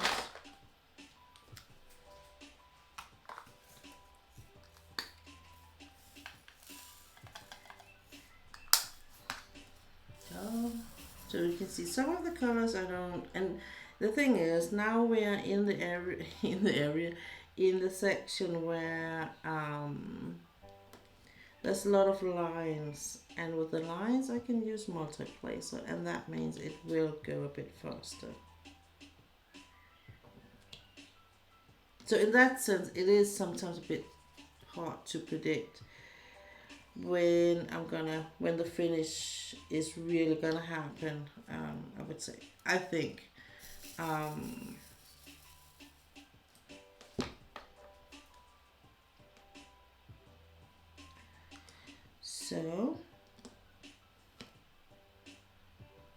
so tomorrow, I don't have any plans for tomorrow. So it might be that I want to do a bit of a stream because they are forecasting good weather, and that means that I'm going to walk the dog quite early, around 8:30 a.m., and then I will be able to stream a bit. Um, till maybe from 10 to 10 a.m. to 1 a.m. 1 p.m. Um, and do a bit of laundry and all that in between. I need to do a bit of laundry. I haven't done it today. I need to do it tomorrow. But um, there's the thing that I am probably out of bed around 6 a.m. So that means I have a couple of hours before I walk the dog to do a bit of laundry and things, house and things in the house. Um, yeah. So that might be that tomorrow. You might see something from me already tomorrow. Um, but it will be kind of early thing for me, so that means that it might be, for some of you it might be a bit late in the middle of the night. um or it's gonna be really early. So but we will see how it goes, and if I'm just gonna sit there all by myself, I'm just gonna sit there all by myself, you know. It is what it is when you do this on plan streams. It's like you can't always. It's hard to predict how many is gonna be there. No, no, no. Go away. Night. Come on.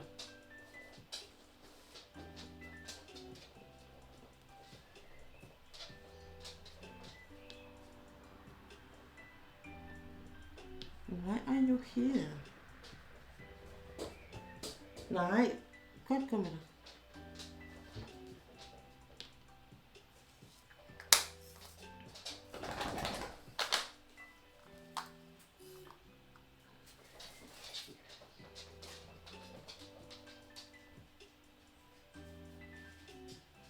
If you are on tomorrow, you're not allowed to be alone. Okay. You're not working tomorrow, Ola.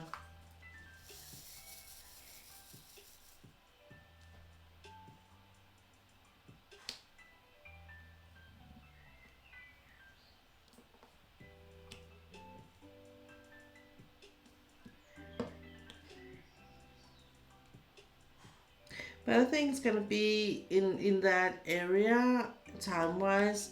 If it's gonna be if I am going live, it will be around 11 a.m. because oh, you and me both. Perfect. Um,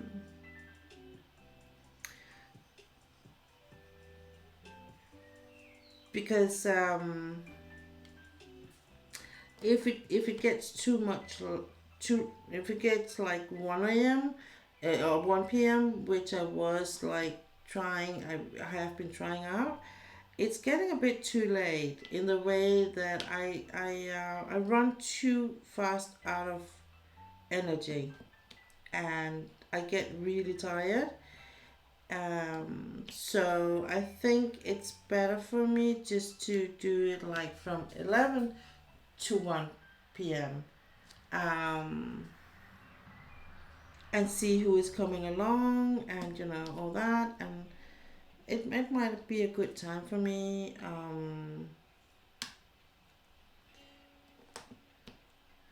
to do that there, and do a bit of, and it's gonna be I'm gonna work on Spring Showers by Randall Spangler, and it's gonna be from my living room. just because it's, while my husband is on job. So um,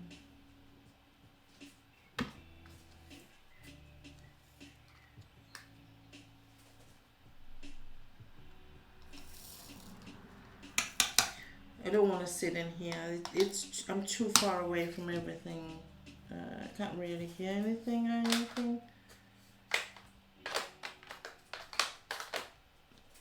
I'm not gonna say his name, but someone is lying right side out of my front of my door. I have an open door right now, and I just told him to go out, and he did, because I ignored him, and now he's laying outside the door, looking at me like, "How could you? How could you actually do this to me? Whatever did I do to you?" And he's just waiting for me to laugh or to, look at him, be like, "Oh, come on in here." But I'm not. Because then I won't be finishing this. And I really want to finish this. What I think I'm going to do, if I'm not I promise you this. Oh, yeah. You're trying to do some obedience training on him, but he's 7. No, he can learn new tricks, absolutely. And I am actually trying to. I discovered, and this is one of the things they have with the flat-coated retrievers, is they say, and this is why they're not used that much for hunting as a hunting dog, because they're very late bloomers. So, for instance, what I saw last week, is I can actually now send him out in a direction and he will go search until I put him in another direction. So, and to be honest, last week I actually forgot where it was. Usually I would keep really good memory of where I put things or which way I throw them, or so. But actually, it slipped my mind. So I thought I sent him out to in the direction I thought it was. And when he couldn't find it, I was like, okay, then and I couldn't see it and I couldn't remember it. So, and then I was like, okay, it seems like he has been searching that area now. So I was sending him to another area, because then I was like, okay, if you have the square here, and I'm in here in the middle. So I thought it was up here. So I sent him up here. But the reality was it was more like here. But what I did was I was sending him. First of all, I was like letting him search this, and I was like, it doesn't work. There was nothing there. So my thought was, okay, me not knowing in this square where it is, I need to make him search like this, in that kind of pattern, from side to side, because then he will eventually, and it has been a struggle before. It's not always been like, oh, just go and make him do that. So, but he did actually do it, and he usually, when he's like he can't find things, he will be like more expecting me to show him where it is, or he's kind of giving up and just running like mindlessly. But last week he was actually more like he was actually trying to find it, and going from different directions to try and find the scent of it. And so when I started him, I sent him on a new way, but still in the same area. He was like, okay, it's gonna be here somewhere. So he started, and he suddenly it was almost in his face. So yeah. Um, so so we can actually put some new things on, and I also put some new things on the basic training. I'm very much inspired by the Belgian Malinois and all the canines from the special forces and police forces and military dogs.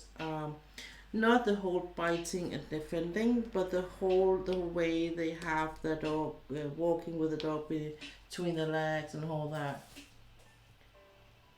Hey, Benj, welcome in. Was it a good barbecue? Did you eat some good food? Are your tummy hurting? I just told them how, because we had a barbecue yesterday here, just my husband and I ate so much that my tummy was hurting, and I was like, it's been years and I've been overeating like that. But and I was kind of confessing that I tend to um, overeat a lot, but I haven't done it in a long time. So it was really like I was I was like not just full, I was over full. Yeah, my brother has small children, so they got put down early. We had a small snack, to be honest. Oh, that's nice. That is really nice. Oh, yeah.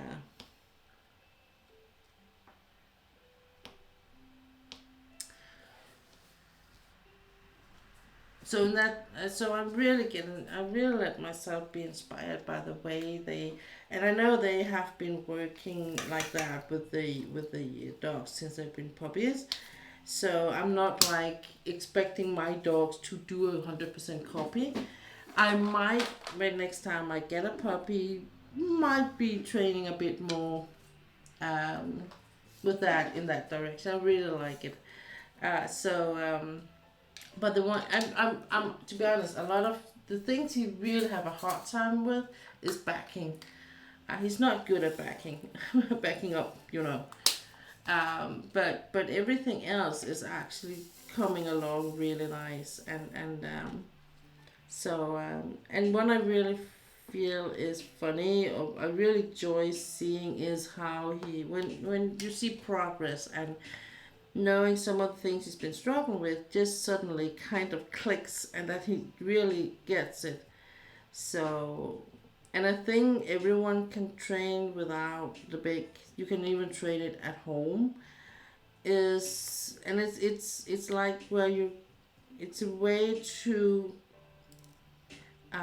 check if your dog understands what you're saying, if it really grasps the command, or if it's just like, if it's just used to a certain uh, routine and how you say the words.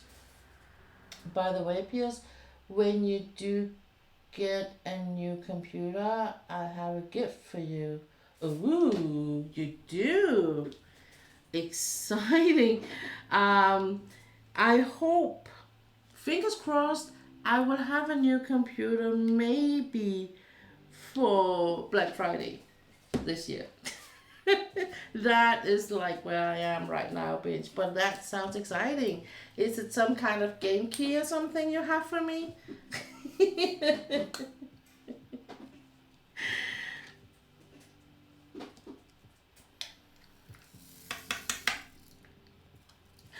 I was actually sitting, and I was, last week my husband went to work really early, so I was also really early on my work, in my home office.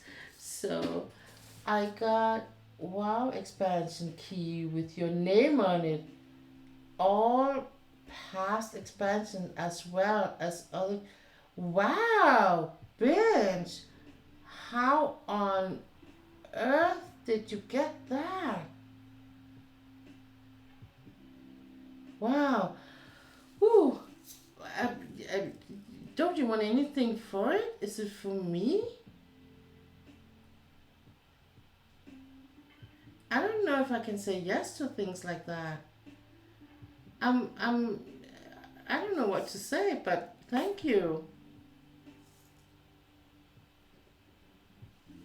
No, it's all good. My brother is a WoW streamer. Okay. Whoa, Bench. Thank you. Um, wow. I'm gonna tell you the minute I get a new computer for sure. Of course.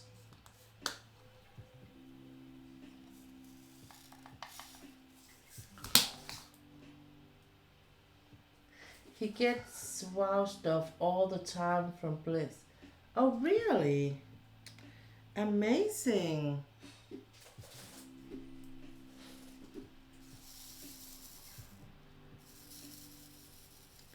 But thanks a lot, Bench. Thanks for thinking of me.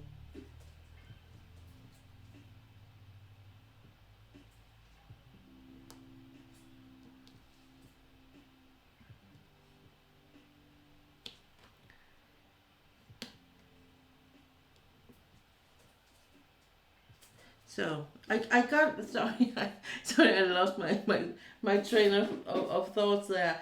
It was back to the dogs. The thing you can if you want to test whether your dog understand your command or not is actually just, and I'm saying just, like it's not just, but if you're turning your back on your dog, for instance, you can give it a sit command, and then you can like go up 2 or 3 steps in front of it, or back, away from it, and then turn around, and then you can.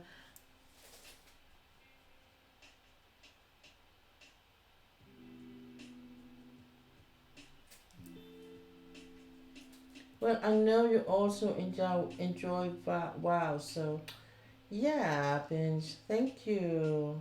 I really appreciate that a lot. Ula wants to know how your dog is doing. How is how is your dog doing? How is she?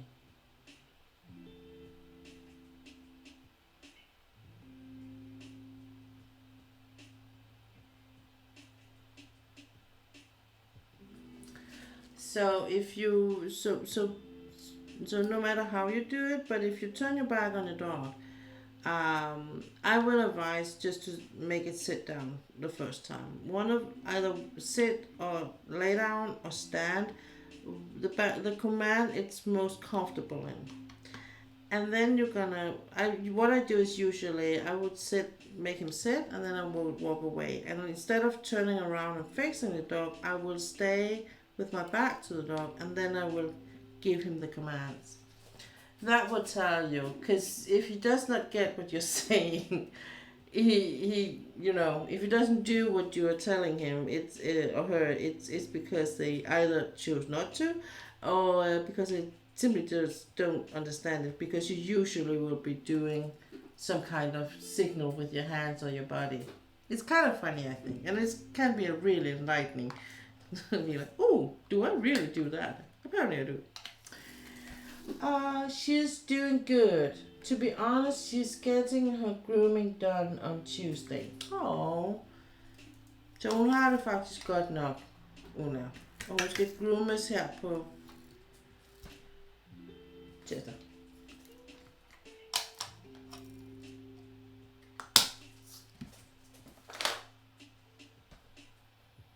I was just yesterday. I was just looking on a birthday present for my dog. He needs a new thing. He needs a new thing. He needs a new bed, and because he is, it was good to hear. I know I'm crazy with the dogs. I think it's a it's a work thing. Yeah, I'm so glad I have always used hand signals with training, as now having a dog instead is it really helped. Yeah, yeah. I use all of the things. I use a whistle. I use hand signals. I have 3 different hand signals for sit, lay down, and stay. Um, and I have directions and all that. But it's just kind of funny. It can be a good thing to your dog at death. It doesn't. You can't do it with that. Like it would be like the same thing with my boss's dog, because that's deaf too. But normal hearing dog, it can be kind of a bit of a change, something to work with if you're kind of stuck in the way you work with your dog. It can be a good thing. But the hand signals, and just use the hand signals, is a really good thing, and just you can still add new things to it.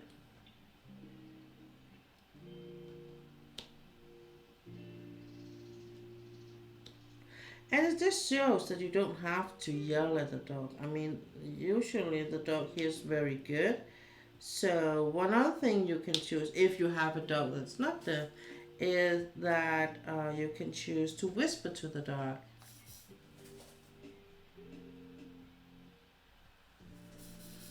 So that's also a thing that can be like a thing to add to your training.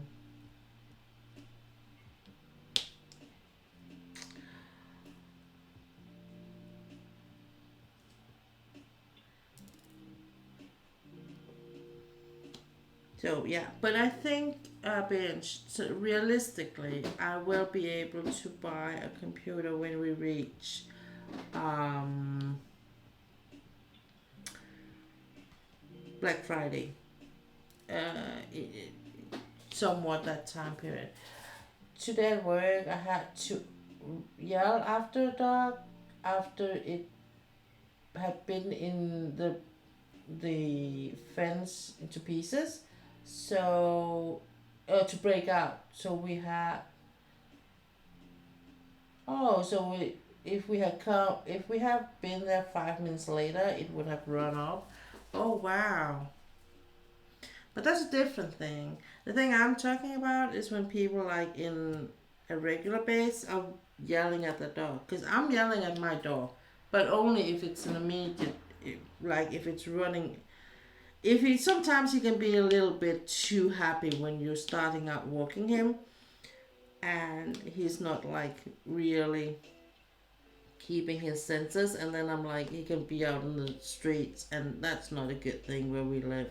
So then I might be yelling a bit of him, but other than that, it's really mostly when he's not behaving, like eating something he shouldn't be eating, um, or if he's if it's to stop him from hunting a cat or something across the road or something, I would be. I did, and that was in front of an older couple that a winter where the winter can be a bit hard for the dogs to see where the road is, and so my dog thought suddenly that the whole area was one playground, one white playground, so he would run. He had like directions towards that older couple, and they came walking, and he was just kind of returning. I think I had thrown the corn for him, and then he came returning to me, and he just kept running because he saw those, and it was to him it was just one big playground. I was like, no. So he just hit the brakes, and it looked kind of funny in the snow, but they were really impressed that I could stop him. I'm like, yeah, that's my dog. So, and I think I'm very confident that I would be able to call him off, as we say, if he would go for a bird or something, or a deer, or something like that, hunting it, because the thing is that if they go for the scent and they're like kind of locked on it, it can be kind of hard to take them off that scent. So I want to take it before that. He can still have the urge to like set off to go with the scent, but I wanna prevent him from locking in on it, so he can't like hear anything else.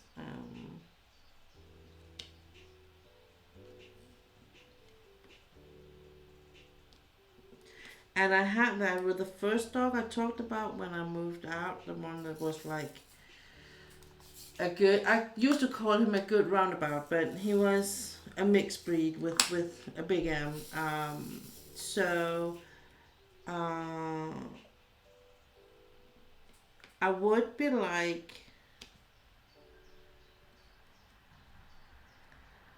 I would be training him a lot, but he never got to really know his name.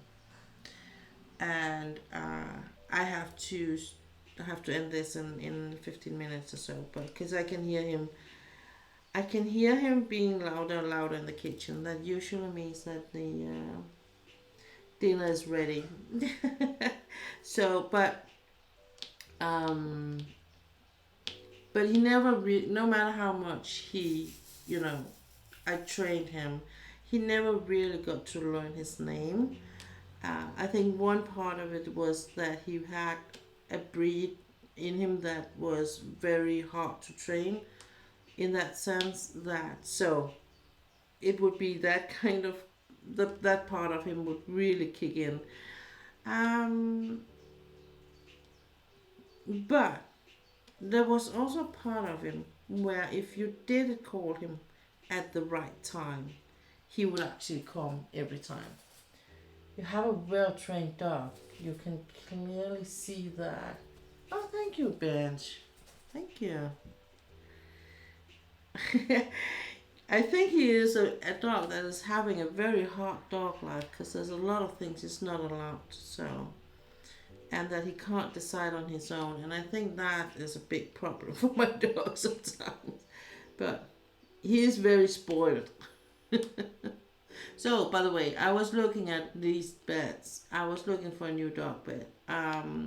Because he is, getting older. And so I'm looking for one with memory foam. And it's also one that's going to be on having legs, so it's elevated a bit. But it is a bit of a pricey one, so I'm not gonna give it or get it, even though it is his birthday here on Wednesday. I'm not gonna get it to him at that point. I might be even saving for Black Friday when it comes to that. We will see. We will see. Okay. You guys, I can hear on my husband that the dinner is almost ready. So I have, unfortunately, to end the stream very, very soon. But what I will do is I'm gonna take and remove all of the things here so you can see, because it's just gonna be this very, very small part I'm gonna do later. So I will show you all the rest of it.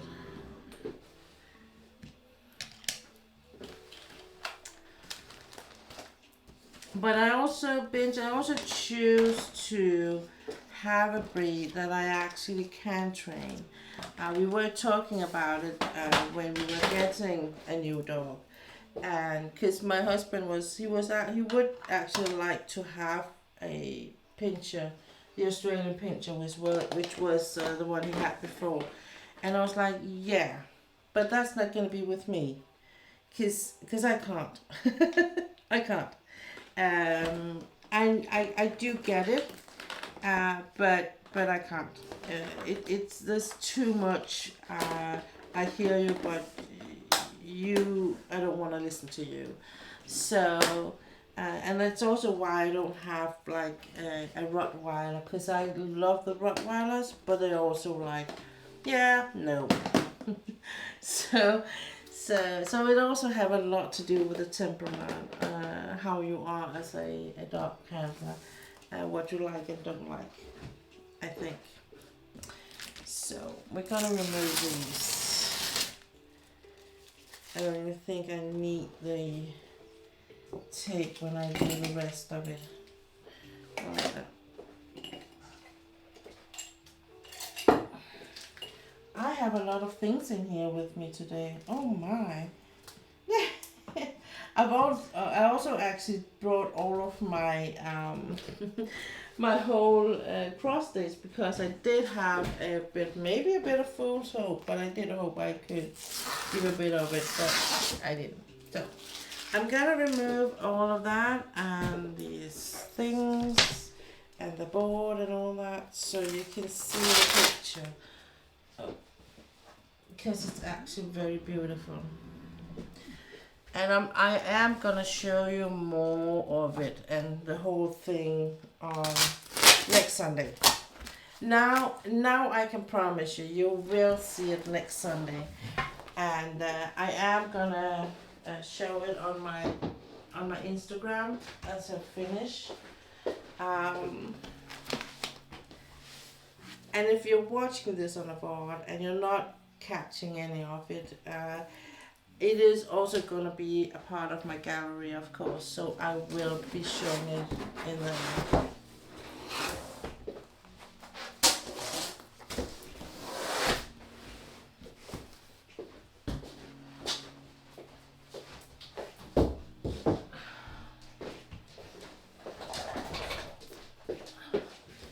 You are a very impatient dog. You know that? No. Leave. Ooh. So, let's see. Do I have... Oops. Come on.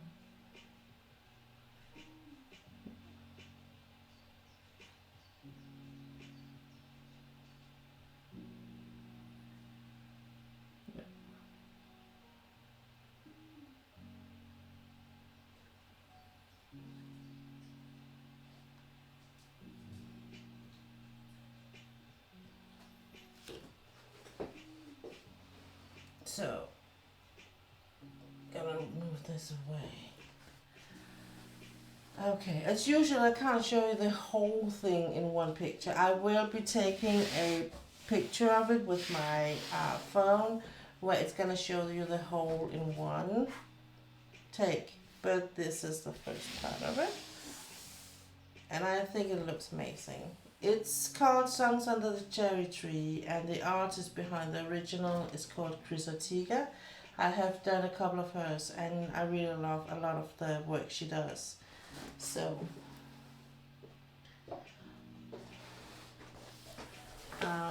oops.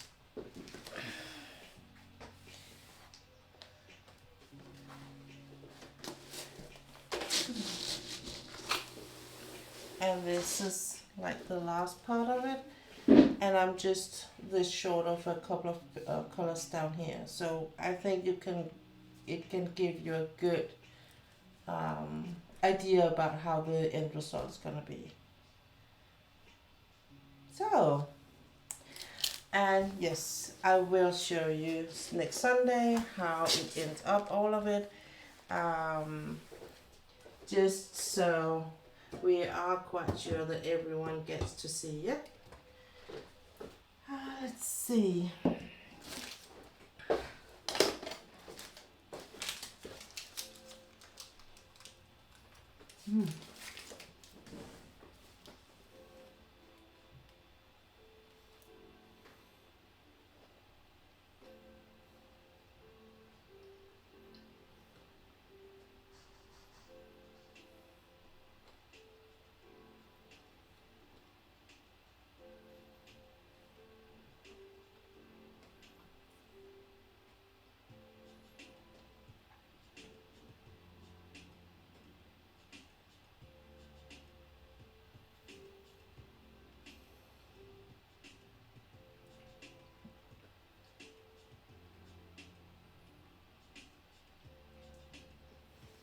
Okay, I'm a little bit behind today. And some would say business as usual. But as I say, the husband has almost dinner ready. So I'm just gonna end the stream. We're not gonna raid out today because I am trying to to make both and meet here, both the real life and the virtual life. So just to be honest, call it what it is. It is what it is. So the last part of my stream today is gonna be me telling you, see you next Sunday. Thank you for being here. Thank you for your love and support. Thank you for the raid, for the new follows. It's amazing. And Binge, I don't know what to say to you. I am just appreciating knowing you. I am really thank you for the things that are lying to wait for me. If ever I am getting money before, you will know it, and then you will know when I have a new computer. So yeah. Next time, next Sunday, I'm either gonna show the random spangler, and we're gonna work on that, or we're gonna work on the cross stitch. We will see. Right, caught the end of the stream. You're always welcome to be here, no matter how long or short the stay is. Bitch, you know that. Thank you, all of you. Take care, have a nice rest of your day, and stay hydrated out there. Bye.